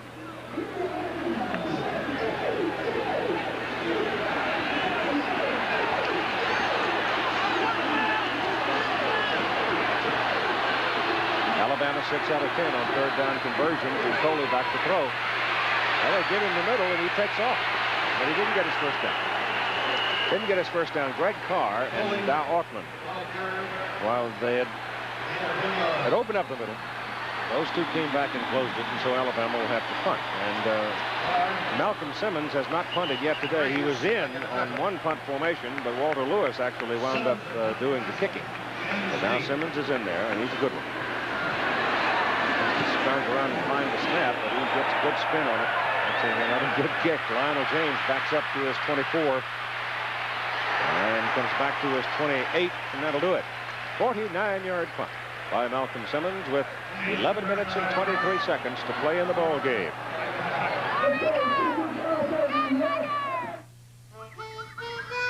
Beatigo Creek, Louisiana and Milwaukee both mean something great to these guys. Beatico Creek means bass, fat and tasty. And Milwaukee means beer, cold, crisp, Old Milwaukee beer, and the smooth golden light taste of Old Milwaukee Light. Old Milwaukee. And Old Milwaukee Light. Taste as great as their name. Let me tell you, it doesn't get any better than this. Tough Chevy trucks are taking charge with the all-new S10 Blazer. Available with a revolutionary InstaTrack four-wheel drive system. Shift from freewheeling two-wheel drive to four-wheel drive high and back at any speed. InstaTrack. Chevy's got it. Ford doesn't. Datsun doesn't. Toyota doesn't. Chevy S10 Blazer from America's truck sales leader. Tough Chevy trucks are taking charge. Olympic great Teofilo Stevenson and world champion Tyrell Biggs battle. Bikers attack the grueling course at Carlsbad. Plus, Elaine Zayak and Scott Hamilton dazzle today on ABC's Wide World of Sports. Right, the Goodyear Blimp America with that picture. Legion Field in Birmingham. Now Auburn with the ball. First down. Ball at the 27. And Randy Campbell, who is 3 for 8 for 32 yards in passing. That is a great part of the story of Auburn's failure to move the ball offensively against Alabama today. That pitch goes outside to Lionel James, and he gets it around the corner and gets decent gain out of it before Jeremiah Castile and Emmanuel King on him out of bounds. Number 6, Lionel James, has had a sensational career for Auburn. Now gained 50 yards today on 11 carries. The ball is marked just outside the 34. It'll be second down about 3. Bo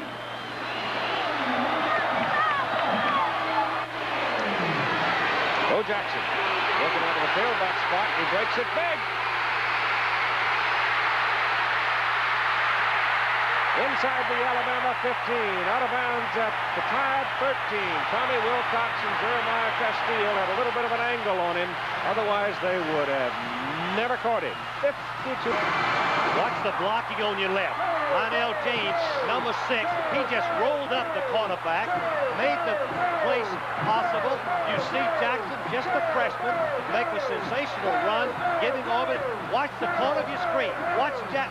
He rolled up the Wilcox, the strong safety, and then Jackson made the free safety missing, which was Blue. Big gain and another opportunity for Auburn.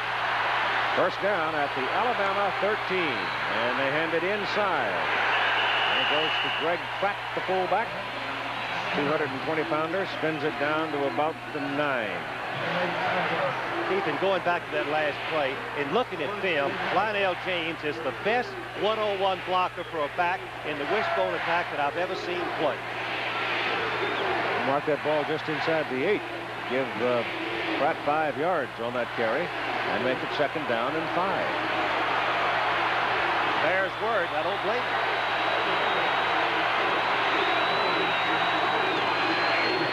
Again, inside with it.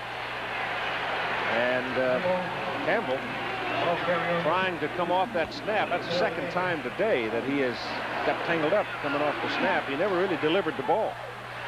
Keith, it looked like the left guard, Stokes, who happens to be a freshman, retreated a little bit, got right in, his feet right in, tangled up with Campbell's feet, the quarterback. So it's third down and still about 5. They ran the draw play here before. Extensive play, that one. Double wide. Out of the wishbone. Campbell getting pressure from the backside, and they get him down at about the 6. It was one of those defensive ends. I think it was Mike Pitts coming from the backside. It was. Good call. Mike Pitts. Keith, Mike was playing on the left side because he's playing towards the tight end. He came all the way across the line, all the way across to catch the quarterback. And now Auburn will send out the field goal unit with 9 minutes and 20 seconds to play in the ball game. And Al Del Greco will try one from 23 yards. Del Greco kicked six field goals against Kentucky this season. It's up there, and it's good.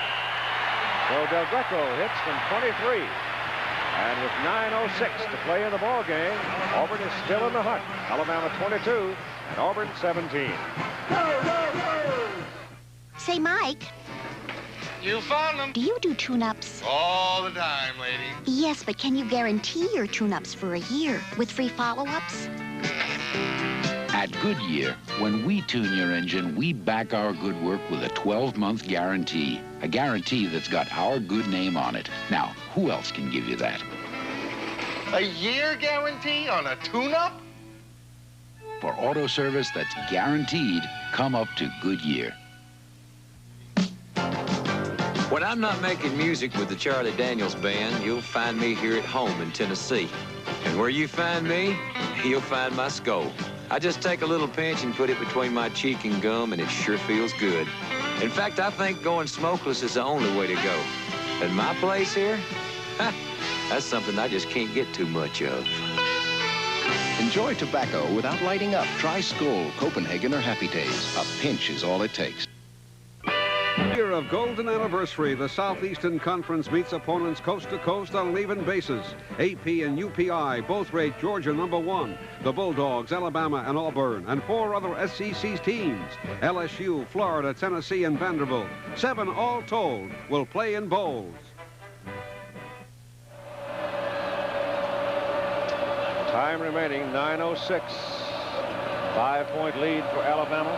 Del Greco will kick off for Auburn. Joey Jones deep to receive it for the Tide. And it's a high hanger that drifts off to the other side of the field for Craig Turner in the end zone. He puts it down. Alabama will have the ball, first down at its 20. Georgia and Georgia Tech at halftime. The Engineers on 2 field goals. And they hold to Herschel Walker. He had one big bolt for 59 yards, if I heard it correctly, first half. It's that scoreboard that means so much to Georgia, ranked #1 and headed for a Magnum Sugar Bowl. Walter Lewis comes back in this series at quarterback for Alabama. And Lewis is 6 for 6 and 72 yards in this half, passing.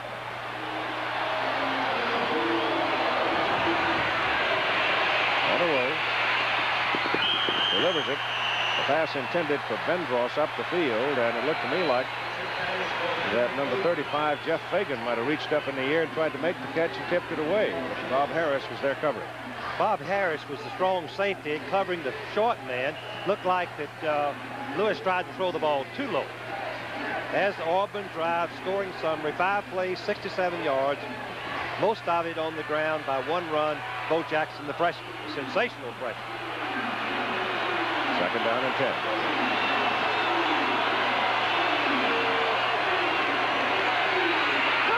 Gives the ball to Caruth. And Caruth has a first down for Alabama out at the 31. Alabama broke on top to lead 7-0. Then Auburn came back to tie it, and so Alabama got an 8-point lead, and now they're trying to sit on the ball, and they really dominated the third quarter of play with this kind of offensive control. Get him over here. Now here in the fourth quarter, they're trying to reassert themselves again and drive it a long way and gobble away at the clock. Now running at 8:45 to play in the game. From the 31, first down. Fullback. And it's Ricky Moore. Coming up on ABC's Wide World of Sports today, we've got Theo Stevenson against Tyrell Biggs, and then the amateur boxing competition, you'll see the USA team against the Cubans in a dual meet. Again, a measurement of how our young people are developing as they point toward the 1984 Olympic Games. Alabama now with 25 first downs in this game. Auburn 7. Walter Lewis trying to get outside and around the corner. And Christopher Martin will have none of it. Just a sensational play by Chris Martin, the linebacker, in terms of what his assignment. Checked the fullback. The fullback didn't have the ball. Scrapes off outside and penetrates and tackles Lewis behind the line of scrimmage. The ball is now sitting at the 33. It is 3rd down and 8 for Alabama. Oh, Alabama going very conservative again.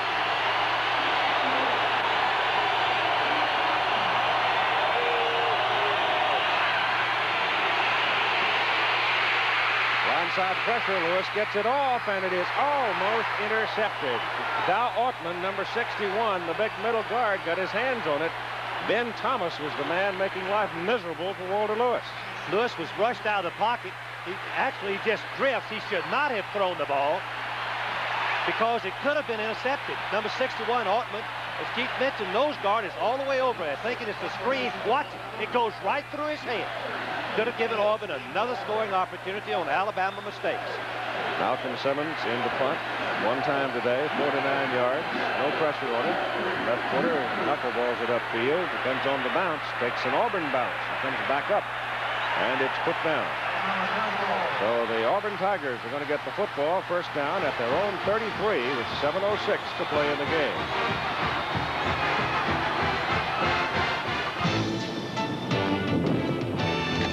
There's a hungry kind of feeling, and every day it grows. You know there's so much more to you than anybody knows. In the Army, we do more before 9 a.m. than most people do all day. Hey, First Sergeant. Good morning. We need you in the Army. A special Christmas gift from Radio Shack. The TRS-80 color computer at $100 off. Instant loading program packs turn our color TV into a game arcade. The color computer is also an education center. There are over 30 games available. And it's perfect for home management. She's right. With a programmable, expandable computer, you can do more than just play games. Why, our son's even learning how to program. Save $100 on the TRS-80 color computer, only at Radio Shack, the computer experts. Year after year, there is one amateur boxing rivalry like no other. The top two teams in the world, the U.S. and Cuba, next on ABC.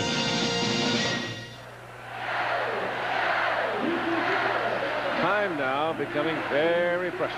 7:06. Paul Bryant, checkered hat, walking the sideline. 22-17. His team leads. Pat Dye realizing that he may not have his team get their hands on that ball too many more times. Trying to get an offensive series going now. First down from the 33. Campbell on an option. Outside to Jackson. Bo Jackson comes over the top. And he reaches the 36. That's a 3-yard pickup.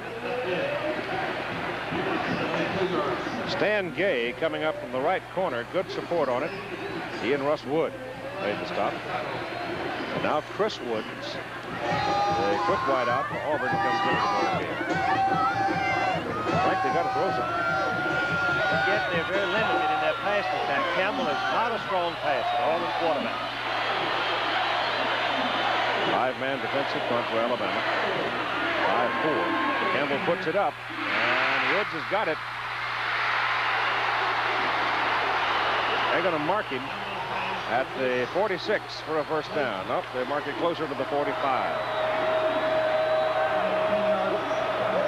Woods, number one, is going to push deep, turn, and he waits on the ball. The ball, he wants it right now. Ball's a little bit late. It looks like he may be trying. No, I don't believe he's trying to lateral it. He does make a good run. After the catch, he's 20 yards of reception for the season. Al Blue, number 34, involved. So is Tony Wilcox, 15. And it's first down for Auburn at 45. Auburn's finally over 200 yards in total offense today. Goes to Lionel James. And he sort of ducks his head and finds a little crack in there and gets about 4 yards. Clock running, 5:50. Well, if they can grind it down there and stick it in the end zone, they'd have a lead.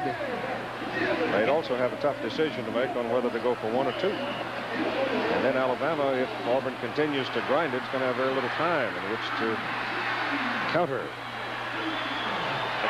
Down the sideline and thrown over the head of the intended receiver, Chris Woods. I think Woods might have moved up the field too soon. He was coming back in. We went in motion to the sidelines, coming back toward.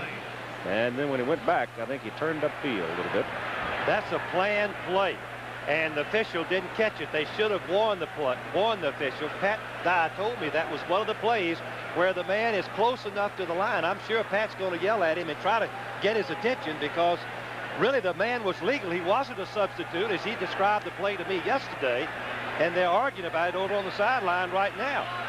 The officials missed the play because it's really a very legal play. All that the receiver was doing was going in motion. Yeah, but I thought he turned up the But field. he could have turned up too quickly. You're right. Offense, decline. Third down. What they were trying to do is make Alabama think he was going off the field, and he would have been open. Alabama thought that he was going off as an extra substitute. That was a planned play. It didn't work. He had him open, Frank. All he had to do is hit him with the ball. The flag, of course, had negated it. The Auburn sideline still hollering about it. I don't blame him. I don't think the official knew what happened. In a play like that, you have to warn the officials about it, and the ref and the quarterback should tell the referee, here it comes, so that they'll understand what's happening. Third down and 7 from the 49. They go to Bo Jackson. And he's close. Well, they put him down. They're going to get him inside the 45, close to the 44. Well, now Auburn's going to be in a fix here. I think they'll have to go. 5 minutes and 16 seconds to play. They'll have to go, but the linesman marking the ball, really, you can hear the Auburn people booing because he brought the ball back a good 2 feet. Bo Jackson now, 12 carries and 100 yards. Just short. Just short.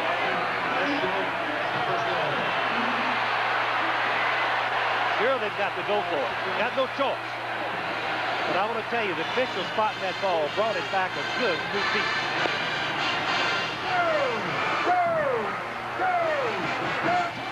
Well, he just marked it on first down. Thought it was correct. I thought that Jackson had another 2 or 3 feet. Well, the big guy goes over the top. There are certain things that Jackson does that looks a lot like Herschel Walker. That being one of them, and obviously he's got the first down as they put the ball just inside the Alabama 43. Critical yardage, you think they'd go to the big back blocking and the little back carrying the ball. They go just the reverse with James blocking and freshman Jackson carrying it. Staying in the wishbone now. Goes to Jackson. And he's hit at the 40. Mike Rodriguez, a big junior from Melbourne, Florida. Auburn has plenty of time to mix up their running. Coming down to close to 4 minutes and 40 seconds. They've got time to possession-type passing and hoping that either James or Jackson, both very capable of breaking the long run. Second down, a little over 7 for the first down. Just short of the Alabama 40.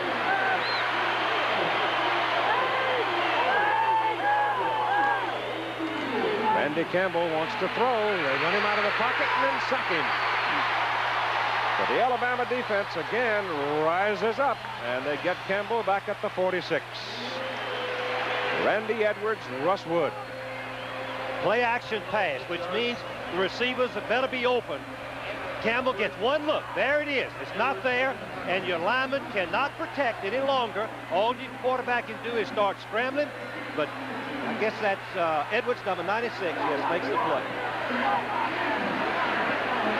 Now Auburn is in serious trouble. 3rd and long, extra long.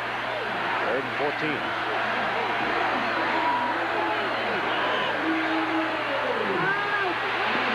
Campbell goes to Edwards to the 31-yard line and a first down. Big Mike Edwards pulled it in. This is a great throw by Campbell. Watch him rifle that ball. Zoom. Look at the tight sparrow. There wasn't much room there. It took a perfect throw to Edwards. Watch Edwards get open right on the toughest place to defend by the defensive back is as close to the sideline as possible. You can see the game was close to him, but not enough to make the play. And we've got a timeout with 3 minutes and 30 seconds to play in the ball game. You know, this hat is a sign of one of America's largest, most important insurance companies, Fireman's Fund. But right now, we're going to beat the drums for a sign that's even more important to you. It belongs to the independent agents who sell our insurance, who choose from several companies to find the best policy and price. So look for the sign of the independent agents. They work for you to beat the band.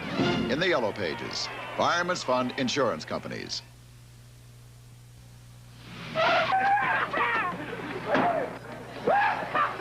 Keith, rustle up some of that there Stroh's beer. Coming up. Excuse me. My, that sure looks pretty. Mighty tasty, Slim. I'm worth the trip, Colorado. We come 1,000 miles for this here Stroh's beer. Not surprising. Happens every day. Yes? Excuse me.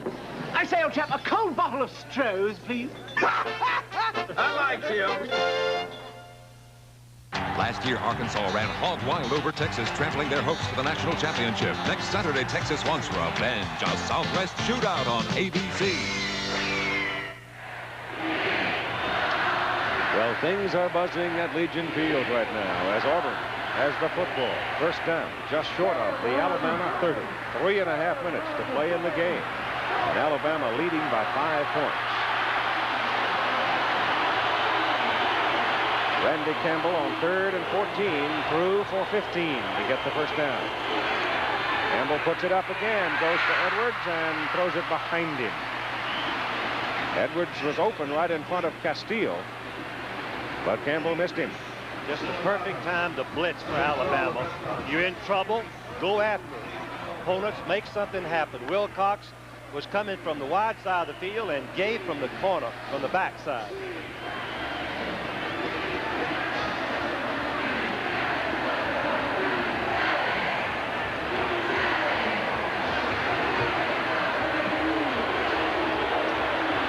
Second and 10 for Auburn. 6-man front. Wilcox is up on the line. And over the middle it goes for Chris Wood. It is intercepted by Castile. I think they're going to call Castile for pass interference. I believe it was a good call. Castile hit the receiver before the ball was there. Alabama had a safety blitz on. That's the reason there was no safety man playing man-for-man coverage. Castile has intercepted 7 passes, 16 in his career, All-American on this by most of the teams this year. It'll be first down and goal to go for Auburn inside the Alabama 10. Defensive pass interference. Watch Woods. Woods has territorial rights. Castile, number 19, cannot make contact before the ball gets to the receiver. There it is, right there. Contact. The safety blitz was on. Man-for-man coverage is what Alabama was playing. Very good call by the officials. Now Auburn, Keith, has first down on the 9, which is the toughest place to have a first down. That's right. If you're going to get one inside the 10, please let me have it on the 6 or the 5, not on the 9. Well, my goodness. First and goal from the 9. Penalty flags down as the ball goes to Jackson, and the whistle stop it. Both sides were moving, and I don't know who moved first. Well, the tight end did move, number 85. Head west.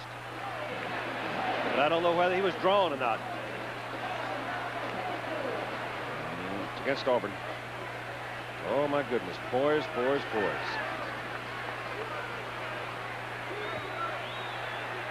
Well, that makes it first and 14, Keith, and that's hard.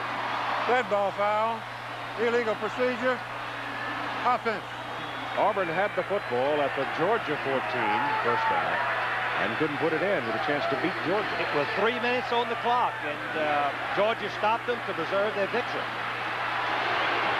Now it's first and goal at the Alabama 14 after the 5-yard penalty, and Campbell back to throw. Going for Chris Woods. No.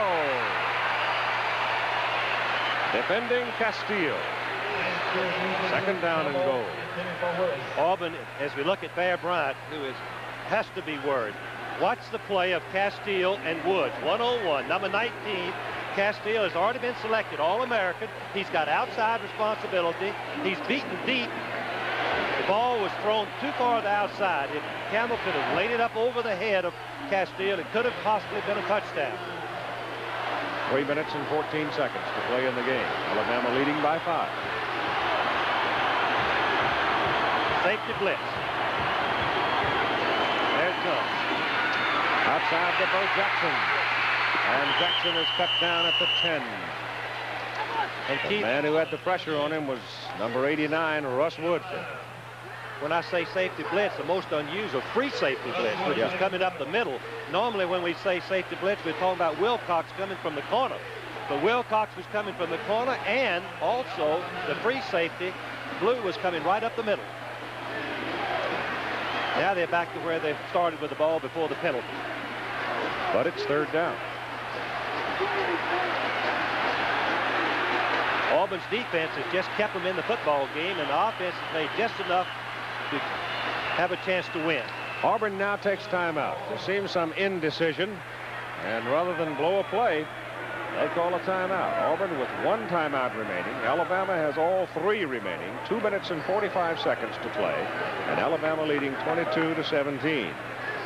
All kinds of conjecture available here. Suppose they don't make the touchdown on third down. What do? Do you go ahead and kick the field goal, make it a 22-20 ball game? And if you can have lightning strike for you, hold Alabama, maybe get the ball back, make a big play, then you've got a chance to win with a field goal. Those are some options they both are going to have to consider. Here's Jim Lampley. You're looking at a live shot from Sanford Stadium in Athens, Georgia, where Georgia looked more assertive on its first possession of the third quarter than they had previously. Herschel Walker has now gone over 100 yards in the game. Kevin Butler kicked a field goal at the end of the Georgia drive, and the Dogs have extended their lead over Georgia Tech to 10-6. Earlier, incidentally, I passed along a statistical mistake, Keith. I was told that Herschel Walker needed 181 yards to move into the number 3 spot on all-time NCAA rushing. He needed only 81 yards, and as a consequence, he has become the number 3 man on the list today. Now back to Keith Jackson. And with a year to go. Maybe. Yeah. Well, the Alabama side is holding its breath. The Auburn side is roaring lustily here at Legion Field on third down and goal. Campbell puts it up. He's got it to Bo Jackson. Jackson is down just short of the goal line. He's a foot away. That was a sensational catch and effort by the freshman, Bo Jackson. Watch this again. He is coming out of the backfield in the short flat. The ball is right on target. But watch what this freshman does. You can see why many people say he's the second best talent in the Southeast. He's going over the top, trying to get there, and he gets right to the 1-foot line. I think it's Wilcox down. It is Tommy Wilcox who made the saving tackle, and Tommy just went at him. He only knows how to play football one way, and that's full bore. So he came in there playing hurt at 195 pounds, and he took on that big running back who weighs, with all that gear on him, close to 230 pounds. It was a massive collision, and Wilcox is down with 2.5 minutes to play in the ball game. Now you see that Georgia has edged out to a 4-point lead over Georgia Tech. Number 1 ranked Georgia Bulldogs. My heart is beating fast as if I was coaching, and I'm not kidding. This is a tremendous opportunity for Pat Dye, who is in his second year, as we look at Bear, trying to figure out how close is it. There's Pat. Go get him. What a fine young football coach he is. Boy, this would put him ahead of schedule if he could upset Alabama today. 4th down, goal to go. A half a yard. Give the ball to Jackson over the top. The same play they made on short yardage earlier in the drive, back on the 30-yard line. Wilcox is up now, and Tommy's going to walk off. I remember another Alabama defensive back who made a marvelous play in the Sugar Bowl to save a game against Penn State. Don McNeil. Remember that? Oh, he did. Same type of play, in fact. Yep. He tackled the receiver on the same type play at the 1-yard line. Penn State went over the top twice, and Alabama threw it back and won the national championship in a game that we'll all remember. And we'll have another national championship game, it looks like, if Georgia can stay ahead in the Sugar Bowl January the 1st. If Auburn should score, Keith, I think they'll go for 2 to try to force Alabama to go for the touchdown to win the game. Give them a 3-point lead. First things first. 4th and goal and a half a yard. Jackson! Touchdown!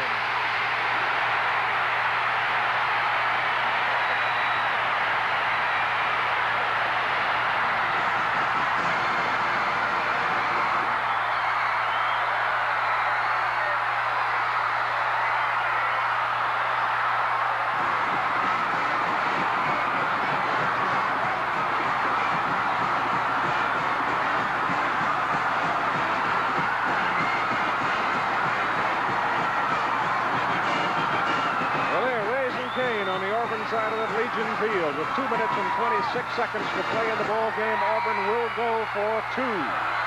23-22 Auburn. They're going to try to make it 25. Campbell is hit down by Russ Wood. The 2-point try fails. So they go 66 yards in 14 plays to take a 1-point lead, 23-22, with 2:26 to play.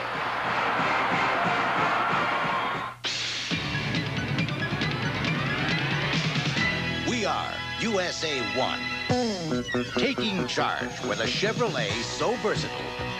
It's part moving van, part school bus, part camper, and part sporty car. The front-wheel drive Chevy Citation, outselling every other front-wheel drive over the past 3 years combined. USA 1 is taking charge. Joan, where can I find a good stereo for the office? I'll find out. Save time and energy. The Bell System Yellow Pages talks when you let your fingers do the walking.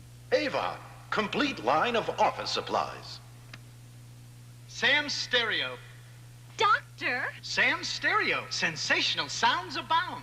That's remarkable. No, sensational. I'm Sam. Get the Yellow Pages talking. Sensational. Let your fingers do the walking. Well, there's your whole story right there on the scoreboard. Del Greco ready to kick it off. Joey Jones deep for Alabama. 2:26.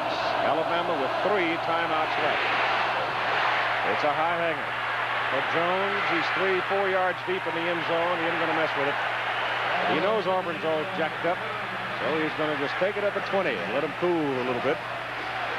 They have the numbers on the touchdown drive, and obviously the offense has been ineffective, but when they had to, they moved 66 yards when it meant the difference in possibly winning or losing the football game. Perfect example of the defense keeping you in the ball game. Good kicking, good defense, no turnovers. You always have a chance to win. Alabama has thrown the ball well today, 219 yards. That's their highest passing total of the season.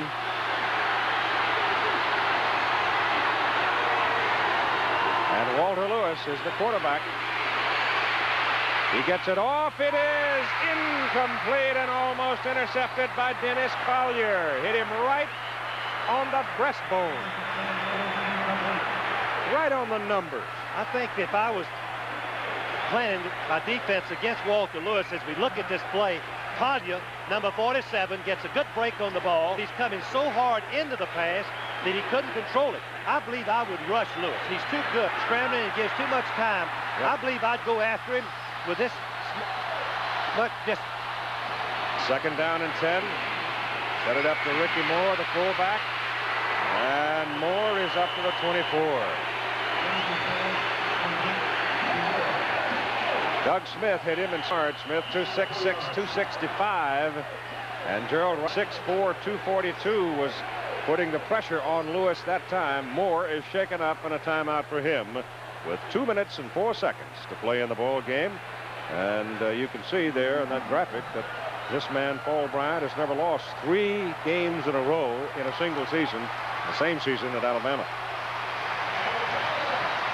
Colbert, since he went to the Wishbone in 1971, has won 116 games and lost only 15 and tied 1. It is 3rd down and 6 at the 24.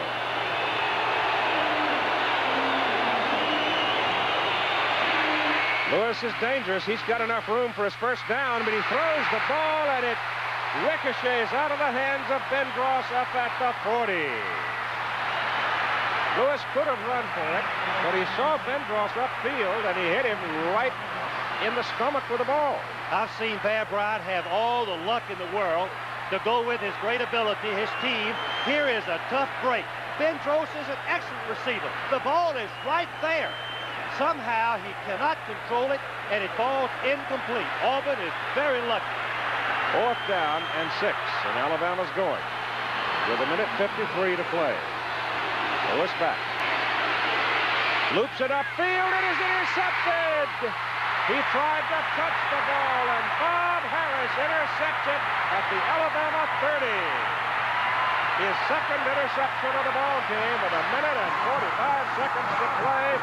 And it looks like Auburn has a great opportunity now to break a long drought. Auburn has not beaten Alabama since 1972 with a famous block kick game, 17-16. They put it down at the 31. Keith, I just want to mention again, as we look at Bear, we know how disappointed he must be. It's amazing that coaches have said all along, if you don't beat yourself, you'll stay in the football game. With type play at the 1-yard line, Penn State went over the top twice, and Alabama threw it back and won the national championship in a game that we'll all remember. And we'll have another national championship game, it looks like, if Georgia can stay ahead in the Sugar Bowl January the 1st. If Auburn should score, Keith, I think they'll go for 2 to try to force Alabama to go for the touchdown to win the game. Give them a 3-point lead. First things first. 4th and goal and a half a yard. Jackson! Touchdown!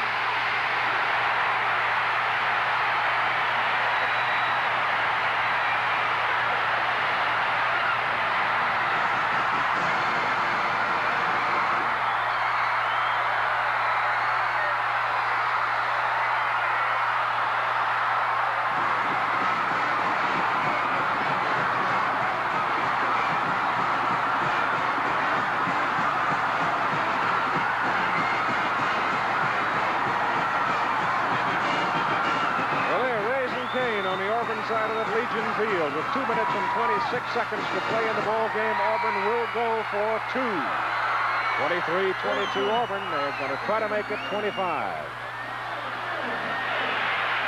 Campbell is hit down by Russ Wood. The 2-point try fails.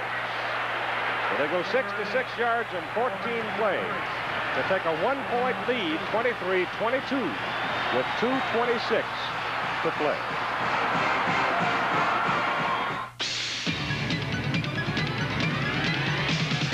We are USA 1, taking charge with a Chevrolet so versatile. It's part moving van, part school bus, part camper, and part sporty car. The front-wheel drive Chevy Citation, outselling every other front-wheel drive over the past 3 years combined. USA 1 is taking charge. Joan, where can I find a good stereo for the office? I'll find out. Save time and energy. The Bell System Yellow Pages talks when you let your fingers do the walking. Avon, complete line of office supplies. Sam's Stereo. Doctor? Sam's Stereo. Sensational sounds abound. That's remarkable. No, sensational. I'm Sam. Get the Yellow Pages talking. Sensational. Let your fingers do the walking. Well, there's your whole story right there on the scoreboard. Del Greco ready to kick it off. Joey Jones deep for Alabama. 2:26. Alabama with 3 timeouts left. It's a high hanger. For Jones, he's 3-4 yards deep in the end zone. He isn't going to mess with it. He knows Auburn's all jacked up, so he's going to just take it up at 20 and let him cool a little bit. There are the numbers on the touchdown drive. And obviously, the offense has been ineffective, but when they had to, they moved 66 yards when it meant the difference in possibly winning or losing the football game.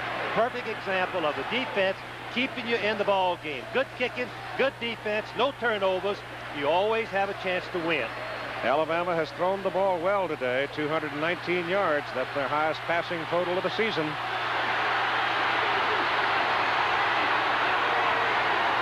And Walter Lewis is the quarterback. He gets it off. It is incomplete and almost intercepted by Dennis Collier. Hit him right on the breastbone. Right on the numbers. I think if I was playing my defense against Walter Lewis, as we look at this play, Collier, number 47, gets a good break on the ball, comes up, but he's coming so hard into the pass that he couldn't control it. I believe I would rush Lewis. He's too good. Scrambling and gives too much time I believe I'd go after him with this much distance. Second down and 10. Set it up to Ricky Moore, the fullback. And Moore is up to the 24. Doug Smith hit him, and Smith hit him hard. Smith 266, 265. And Gerald Robinson, 6'4", 242, was putting the pressure on Lewis that time. Moore is shaken up, and a timeout for him with 2 minutes and 4 seconds to play in the ball game. And you can see there in that graphic that this man, Paul Bryant, has never lost 3 games in a row in a single season, the same season at Alabama. Well, Bear, since he went to the Wishbone in 1971, has won 116 games and lost only 15 and tied 1. It is third down and 6 at the 24.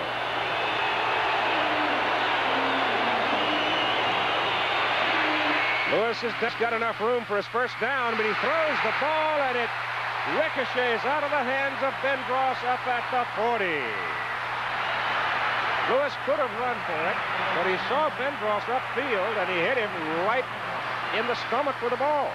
I've seen Bear Bryant have all the luck in the world to go with his great ability, his team. Here is a tough break. Ben Dross is an excellent receiver. The ball is right there. Somehow he cannot control it, and it falls incomplete. Auburn is very lucky. Fourth down and 6, and Alabama's going with 1:53 to play. Lewis back. Loops it upfield, and is intercepted. He tried to touch the ball, and Bob Harris intercepts it at the Alabama 30. His second interception of the ball game with 1:45 to play, and it looks like Auburn has a great opportunity now to break a long drought. Auburn has not beaten Alabama since 1972 with a famous block kick game, 17-16.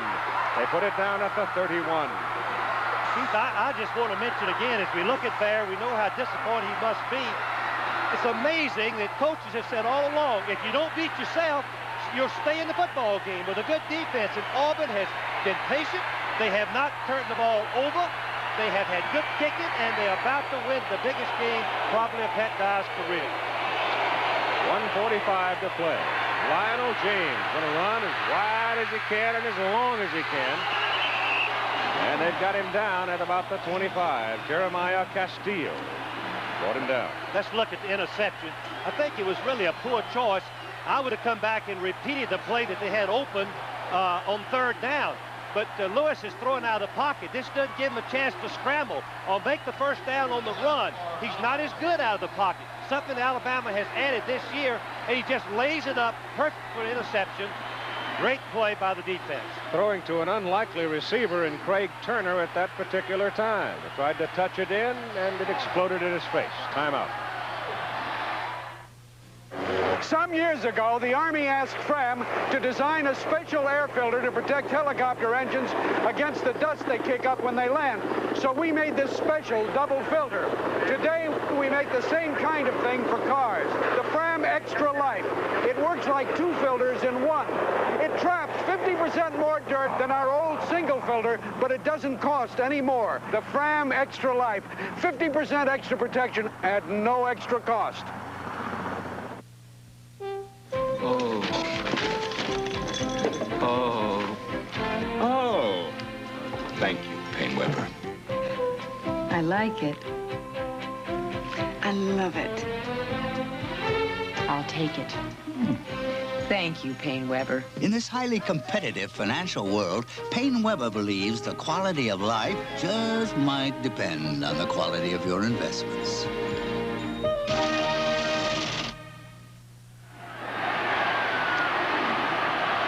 The time now becomes the most dramatic factor. 1:26 to play in the ball game. Alabama with 2 timeouts remaining. Auburn with 1. All Auburn wants to do is run it around, run the clock down. On second down and 5. Campbell gives to James. James pops it over the right side and struggles to about the 22 before Rodriguez can stop his forward motion, and Wilcox is back in the ball game for Alabama. Tommy took a whack in the head when he took on Bo Jackson. Alabama spends another of its timeouts. Now the clock shows 1:13 to play in the ball game.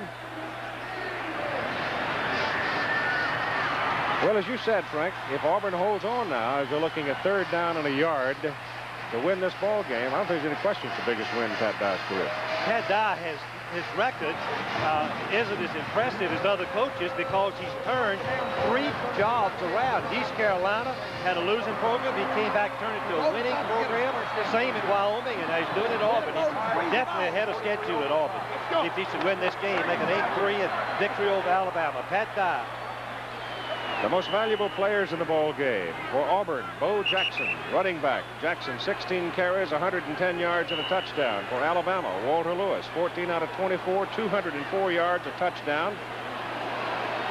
And each university will receive from Chevrolet, in the names of those players, $1,000 each for their general scholarship fund. 3rd down and 1.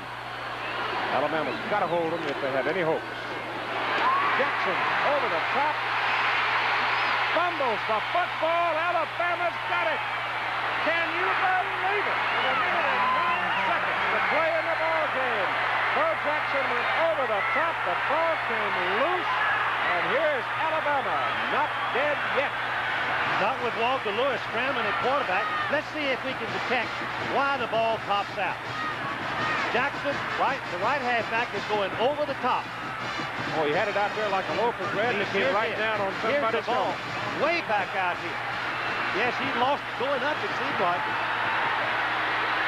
From the 21 for Alabama, 1st down and a minute and 9 seconds to play, and Walter Lewis on a roll. He's got Ben Gross open. Jesse holds on to it. And it's a 1st down for Alabama up at the 36. 15 yards on the pass. And the clock stops while the chains are moved. A minute and 2 to play in a ball game. A field goal can win it for Alabama. 23-22 Auburn. Each team now with 1 timeout remaining. Ben Dross and Joey Jones, the wide people. 56 seconds to go in the ball game. Walter Lewis, he gets his pass off. The pass is complete.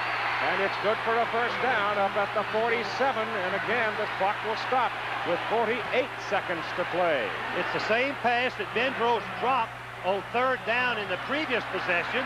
They've gone to it twice, and both times it's open. The linebacker should stay in on the curl, force him to throw the ball short outside. Now the chain is down, and the clock is running at 42 seconds to play. Walter Lewis again rolling out. Has time, gets it off to the sidelines. Too long. And it's incomplete. Ben Dross coming out of bounds to make the catch. He was wide open. Yes. Lewis just held the ball a little bit too long. At this rate, Auburn, Alabama can make 2 pass completions and be in field goal range.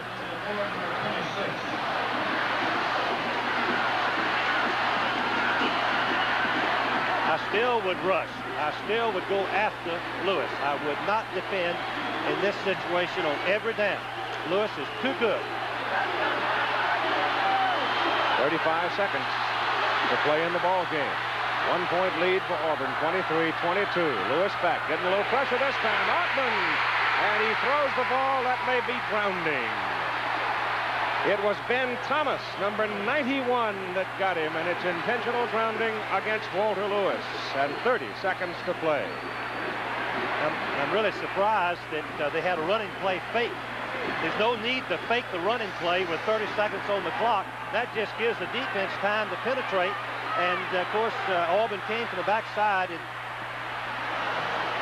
Intentional grounding. Lost it down. 3rd down. Well, the ball comes back now to the Alabama 25. See, he's faking, Keith, and you don't get as good a protection there. Lewis is best rolling out. They've got to go to the Auburn 43 for the 1st down. They need 32 yards. Pressure. Got him by the coattail, but he gets away and dumps it off to Craig Turner. And Turner to the sidelines and out of bounds up at the 30. Now 20 seconds to play in the game. Putting a little pressure on Lewis now, and that's what's important. Alabama's not known really for their passing statistics. They are play-action pass when they're in the ball game, not from a come-from-behind situation. So their protection's not quite as good as the normal passing teams would be. Again, that was Ben Thomas, the big sophomore, 267-pounder that had a hold of Walter Lewis. Lewis broke away. Walter's 6'1", 209 himself. 20 seconds to play in the game. It is 4th down. They've got to go to the Auburn 43 for a first down. They've got to go deep. He's got it over the middle, and it is incomplete. And with 13 seconds to play in the ball game, Auburn gets the ball. Quincy Williams was back, and he forced Walter Lewis to throw the ball. Lewis was looking deep. He didn't have anybody deep. And then when Williams arrived, he had to let it go. It shows again that the offense going up and down the field, unless you put it in the goal line, doesn't mean all that much. Alabama controlled the offensive ball, made close to 500 yards total offense, and still is going to get beat by a team that's just over 200 yards. Two big plays. The fumble snatched out of the air and returned for 62 yards, and the interception, the 2 interceptions, actually by James. No, not James. The safety man for Auburn. Bob Harris. Bob Harris. Well, they'll count it down. It's a happy day for the Auburn Tigers and their partisans. They come storming out onto the field. There's 5 seconds remaining to play in the ball game. They're trying to tear down the goalpost. I don't know if they can ever restore order after this. They're probably just as well now to let things run off and time expire. 3 teams have beaten Alabama this year: Tennessee, LSU, and Auburn, that haven't beaten them in over a decade. Well, everything in life is cyclical. And the cycle means around, and you can't avoid it. Sooner or later, you're going to have a few down times, and he's had few. And they're going to let the clock run off now, and the game is over. Paul Bryant walks off, losing for the first time since 1972 to Auburn. As Pat Dye's youngsters rose up when the occasion offered them, when the opportunity was in front of them, and they stuck it in the end zone. And the final score, Auburn 23, Alabama 22. They're determined to tear that goalpost down. And just hope no one gets hurt, Pete, because it's going to fall right into the crowd of people in just a minute. That's heavy metal. I remember one time up at Michigan State seeing a young man climb up on one of those metal goalposts, and he wound up with an injury, a serious injury, and let's just hope that that end of it that's sticking way up in the air now doesn't come crashing down on somebody. It's been a long dry spell for the Auburn War Eagle fans, but probably as enthusiastic as any in America. So the celebration is on in the loveliest village of the plains. Paulatuck, the Arctic Circle. The winters can be 10 months long and 50 below. So people stay home and watch a lot of TV. Maybe that's why the Takiak family chose the only TV to win an Emmy for its beautiful picture, the Sony Trinitron. But maybe the Takiaks chose a Sony because the nearest TV repairman is 250 miles away. The Florida Keys and Milwaukee, Wisconsin are a whole country apart. But to these guys, they both mean something great. The Keys mean stone crab, big and fresh. And Milwaukee means beer, cold, crisp, old Milwaukee. And the smooth, golden light taste of old Milwaukee Light. And man, what they made for food like this. And old Milwaukee. And old Milwaukee Light. Tastes as great as its name. It doesn't get any better than this. Once again, our final score, Auburn 23, Alabama 22. Stay tuned for the Prudential College Scoreboard, bringing you up to date on all the scores from around the country. The blitz provided by Goodyear Tire and Rubber Company. Travel arrangements made through and promotional fee paid by United Airlines. United flies more people to Hawaii than any other airline. That's what Friendless Skies are all about. This a presentation of ABC Sports. Monday Bryant Show, which is brought to you by Ice Cold Coca-Cola, the local dealers across the state of the Kerosene Heater, and our ever so good friends from Golden Flake and Coast. Today, I believe we have just potato chips. Out of me yesterday.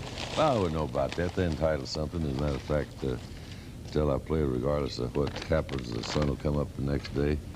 It didn't come up today for a lot of people. I'm one of them. And I was very thankful for a lot of things. They have a lot to be thankful for, and I'm not so thankful for Auburn to have at least a year of coming out in them tractors and trucks and things. I'm gonna get on my mule and where I can be friends. But the thing I feel was bad about the game about is I think our team played very, very well. I think they played real hard. We had great effort, and we had enough effort to win a ball game. We had enough effort to win any ball game, and we gave it away with fumbles and interceptions. And I've always said, and I'll say again, the mistakes are two things. It's coaching and demanding on the field, on the practice field. You go out there, I saw in the paper this morning, one of our fine backs carrying the ball exactly like a watermelon. Well, you're going to fumble the ball if you carry it like a watermelon. If I put up with it in practice and don't demand we do it different, do it over and over and over, not as punishment, but to teach them to do those things, it won't happen. And on the other hand, the other team forces you into some of those things. And Auburn did a good job of that. Auburn played a fine football game. I think that even after they got their last touchdown, that they had a few thoughts that we might win. We started moving the ball up the field, and I certainly thought we might win. I think our players thought we might win. I think I hurt the chances of winning 2 or 3 times. The first time, 2 different times, we're going to running on fourth down for a yard gain. If we make the yard, we're still not in for the touchdown. I'd do the same thing again, but under the circumstances. But this is Monday morning talk. And running a play, there's no fake to it. If he's doing a fake give, why, maybe we'd had a chance. And then went on the 1 yard line and kicking the field goal. Of course, my reasoning then was perfectly sound. If we kick a field goal, they got to score twice to beat us.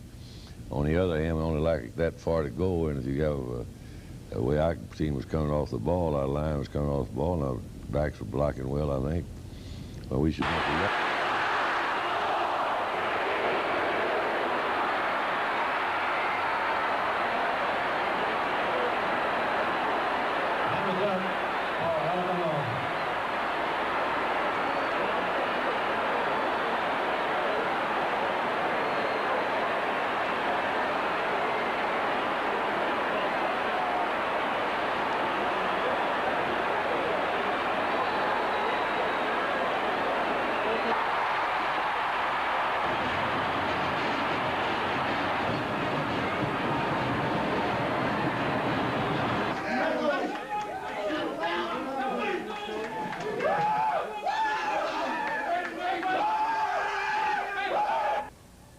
Thank you for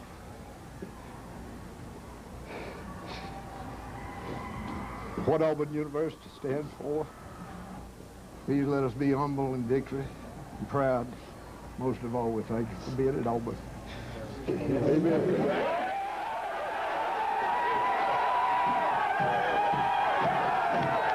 What I'd like for you to do is I'd like for you, the ones that want to, I'm going to go back out there and thank our people.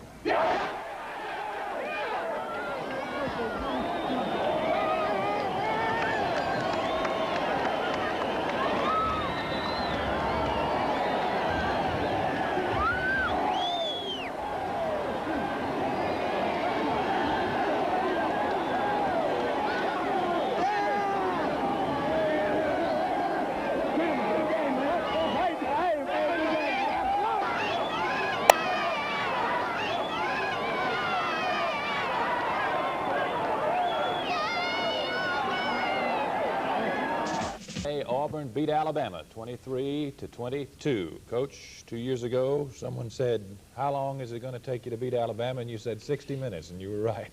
Well, nobody's ever beat them in less than that I know about. Phil, it was a great win for us. It was an emotional win for us, and one that we were mighty fortunate to win. Coach Bryant had said earlier that they would be the best that they've been along, and he was exactly right. The films that I looked at of Alabama played better yesterday, the films today, and Alabama played a really outstanding football game. They played hard, and the coaching staff did a great job in game preparation, and they did everything but win the game. And of course, our staff did a great job getting our kids ready. And the thing that won for us, of course, was the thing that has won for us at other times this year, not turning the football over and not making the mistakes that'll beat you. I thought our kicking game was outstanding. Lewis Colbert did a great job of punting the football and under a lot of pressure, and we didn't. Our kicking game stood up, and in the fourth quarter, I think is when after Bo made a long run and we got the field goal, I think is the first time our players really realized that they could win a football game. Up until that point, it had been all Alabama, and it was, and we really, I can't decide whether we didn't play well or Alabama was so good. I know that the kids wanted to win. I know they wanted to play hard, but it didn't look like we were playing as well. Okay, we talked the seniors, great leadership yesterday, and those are the people we wanted to talk to in the dressing room after the game. I can't remember any better feeling. This is it. This is it. The class to turn it around. That's it. And it ain't going nowhere but up from here. It's great. Nothing like it. This is the senior class that did it. Congratulations. Thank you. Appreciate it. We had great practices. Like I said, I just feel great. It was time, wasn't it? It was time. I put my towel on the left side this time to make sure. And to give a program that's been such a class program and a bunch of class people and dedicated fans that have followed us, and to give them back something finally after all these years, feeling even happy. If you got to graduate and go on, this is the one to do it on, isn't it? Yes, sir. Enjoy. How do you feel?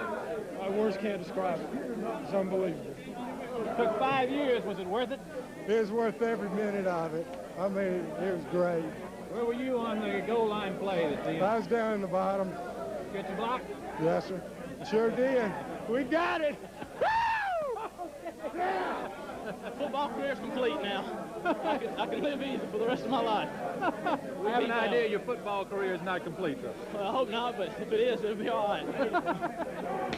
Yeah, ain't nothing. Just go. Let's go. Hey, man, you were a wild man on those last two series when you had to stop him. It's when the tough gets going and going gets tough. I feel great.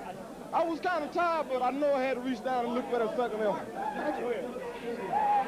What are you going to tell your grandchildren? Oh, I tell you what, I'm going to have this number 4 jersey waiting on them. I'm never going to ever forget this. I never felt that way in my whole life.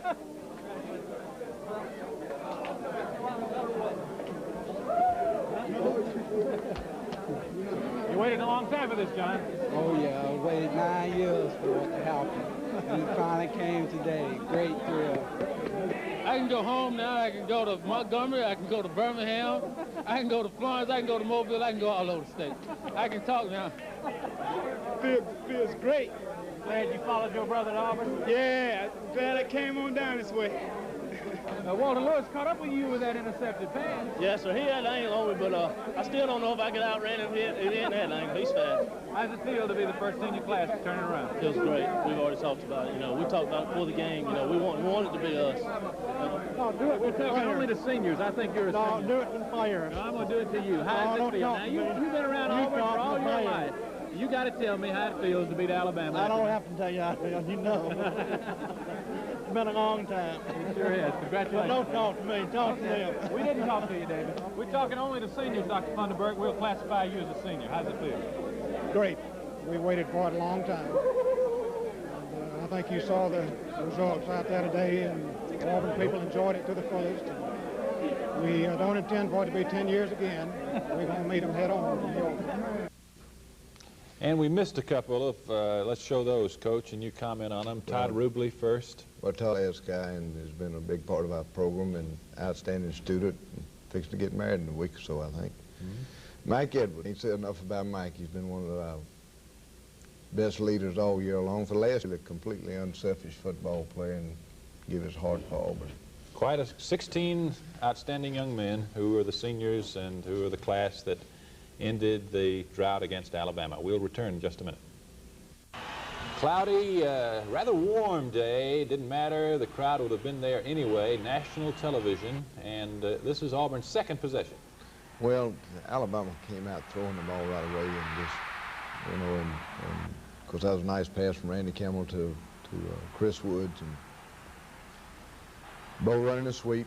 We're just trying to find something we can do and have, and this is a very poor, bad mistake on my part, going for a first down out there in the middle of the field and score tied nothing. Come back with a reverse to Joey Jones, and that little guy can run. He's a great athlete. He is. It's proof that a little guy can play. Huh? Alabama is I don't think there's any question. After playing them yesterday and looking at them, they're the most talented footballer throughout. Now, Georgia's got a great team. Nebraska's got a great team. But Alabama's got more players. Both sides of football with depth and quality running backs, two quarterbacks that can play.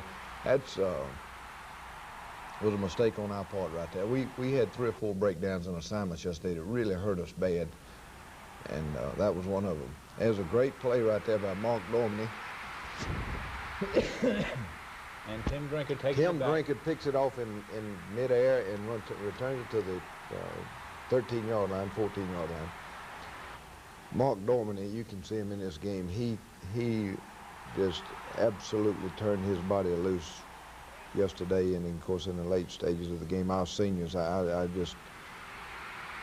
they played like they were possessed, and there's a fine run by Lionel James, great block by Bo Jackson and Randy Stokes. Randy Stokes made a great decision. His guy was out of the play, and he turned and comes back upfield and gets a piece of Pitts there and lets Lionel get in the end zone. Pitts needs to be blocked on every play, doesn't he? He is some kind of player. Well, he is a great football player, and here's Alabama doing a good job against us, and I was worried about that. We had a blitz on and thing that we hurt them with last year, and they automatic to the outside veer, and Moore makes a nice gain. They get it down here, and we come up with a big play right here on 4th and 1. Doug Smith and Bob Harris, Chris Martin just come up with a play right in blue, I believe was on it too. Another outstanding play by Bob Harris.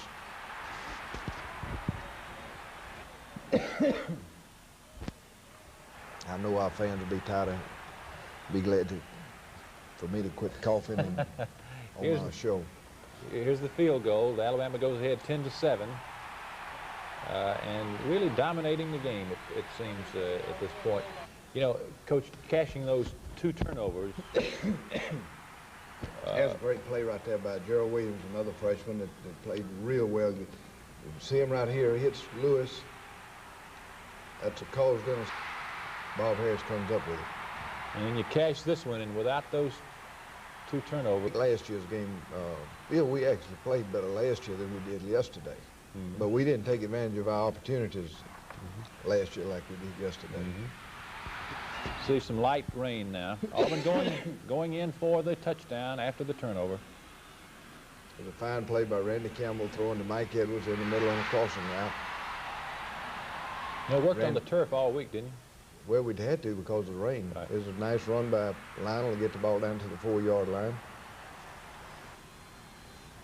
We got four freshmen in the lineup right here. Amazing. In addition to David Jordan and Pat Arrington and Ron O'Neill and that's effort there. Bishop Reeves, Lionel and Bo, Randy Stokes started yesterday for the first time all year. Steve Wallace, big freshman from Atlanta. Randy just scratching him back. Big play for us because it was a 3rd down. We got to kick a field goal right there if we want to get it in for the touchdown. Doesn't take Alabama long to come back. Well, the passing game, passing game was they brilliant. played Coley and Lewis, and they sent Lewis in right for the half in. You can see what a great athlete he is, scrambling. And sets up a field goal with his pass completion, and just with a couple of seconds on the clock, they kick the field goal. 2 seconds. And that gives them a lift. 14-13 then it is at the half. We'll be back in just a minute.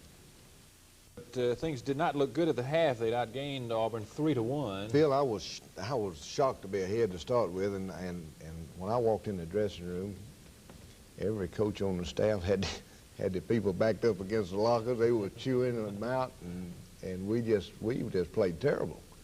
And to be ahead and play that bad, you know, I said, well, you know, maybe something good's going to happen to us before the day's over. And it did, but you know, we still came back out and didn't play very well in the third quarter.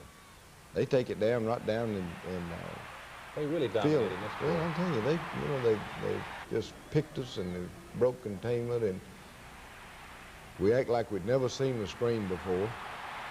But we, you know, they're hustling. Now, you can watch this Doug Smith trying to get there, and that Big Moore, he's the best fullback we played against all year long. He and Jones from Florida, both of them are great players.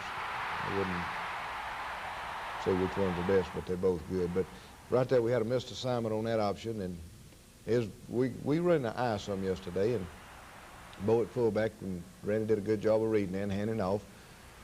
His line coming back on the sweep, and I think we pick up the first down there, but we don't make many. Auburn had the ball. Big old nose guard for Alabama just got penetration and gave us 2 or 3 bad plays, and I'm sure Paul Caruth would like to have that one over again, but we got a good roll out of it, and I said, we got them backed up, we're going to keep them, we're going to get back in the ball game, and lo and behold, they take it 95 yards to our 1-yard line before we stop them here. I don't know, we just... That was a good example of the mixing. Look, we got folks trying to get there, and just both of their quarterbacks, of course, stayed fresh because they alternated them, and Coley is quick as a cat, and Lewis is quick, and he did as fine a job of mixing up the option and the draws and screens and throwing the football as you could do. And it kept us off balance all day long, and the only thing that good about our defense was yesterday is we didn't quit. There's a fine tackle and play by Ben Thomas and Quincy Williams. That's down close now, and then they decide to go for the field goal. But you can see late in the game, in the fourth quarter, that our defense, you know, they got stronger and stronger. Of course, we played a lot of people defensively. Here we come on the offense, and Bo breaks out of here with this. Now this, I think, changed the momentum of the game. I did too. When Bo broke out of there and we got that long run, then, you know, I think that gave us something to fight for there. And we handed off to Greg Pratt, and he picks up 4 yards. We come back, and Pitts catches Randy from behind. 4th and 3 at the 5, you decide for the field goal. Got to score twice to win anyway.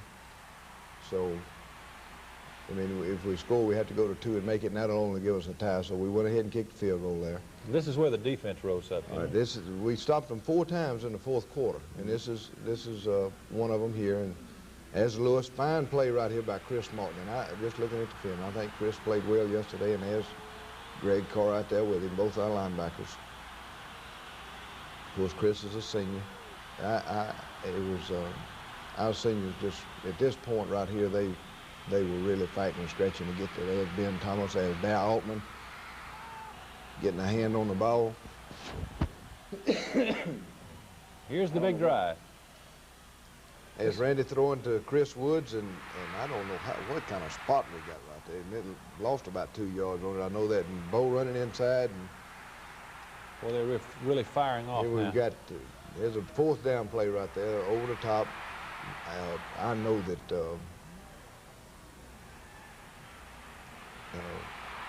Ed West had to play good yesterday. 3rd down 14 coming This up is the on biggest this play of the game right here, in my opinion. Randy hits Mike Edwards. He goes to Mike in the clutch. We got to have it. He threads a needle.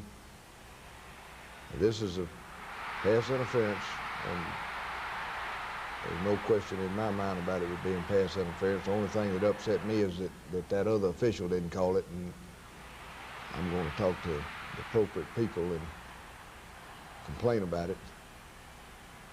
Has a big play to Bo on the goal line, takes it down to the 1-foot line, and over the top, and he got in on that last wiggle. Okay. And I thought that Alabama got pretty good penetration now, and I thought that yesterday that he was in a lot. I didn't think it was this close, but it was close, and right there, that last little lunge got him in. And then the place went berserko for a time. Right now, you know, we're ahead, and we go for 2 and don't make it, and now it's play defense and hold on, and we're coming now. Right there is a great play by Dennis Collier. You can see Dennis Collier and Drinkard. You got all those seniors in the secondary, right? Look at it. There's Dennis again, and you know, I'm not sure that the contact caused him to drop it, but you know, it takes its toll during the ball game. There's Bob Harris with the second interception of the day, and if Bob Harris doesn't make first string all-conference, and there's not any justice in having an all-conference team. Lionel right here on a big run. Castile on the tackle, and he still gets 3 or 4 extra yards. The clock doesn't stop. We give it to Lionel again on the draw. Little face mask that it wasn't called. And here's a big play in the ball game that just scared us all to death. Bo over the top. He had the first down made, but the guy put his hat right on the ball. And the last thing I told Randy when we went on the field is tell Bo to squeeze the ball. If we don't make a first down, we're still in good shape. There's good pressure by Gerald Robinson. Ben Thomas right here. Comes from behind. I believe they had a missed assignment on the play. I believe that tackle turned the wrong way on pass protection, and Ben ran right by him and got the pressure. He's got a hold of him again right there. Quincy's got him. Doug Smith's got him. He dumps it off to Turner. He gets out of bounds. Bob Harris knocks him out of bounds. This is the last one here. Quincy's coming. Got him hemmed up. Ben's there. Down the middle. And it's all over now. And the ball goes over, and Auburn runs out to the clock. And then Legion Field turned into Toomer's Corner. Things about the game, Phil. You know, and I didn't send our players back on the field yesterday, and I didn't go back out there myself to put on a big show or anything like that. But I wanted our players to get the true feeling and the emotions of winning a big football game. That's the first big game that we've won.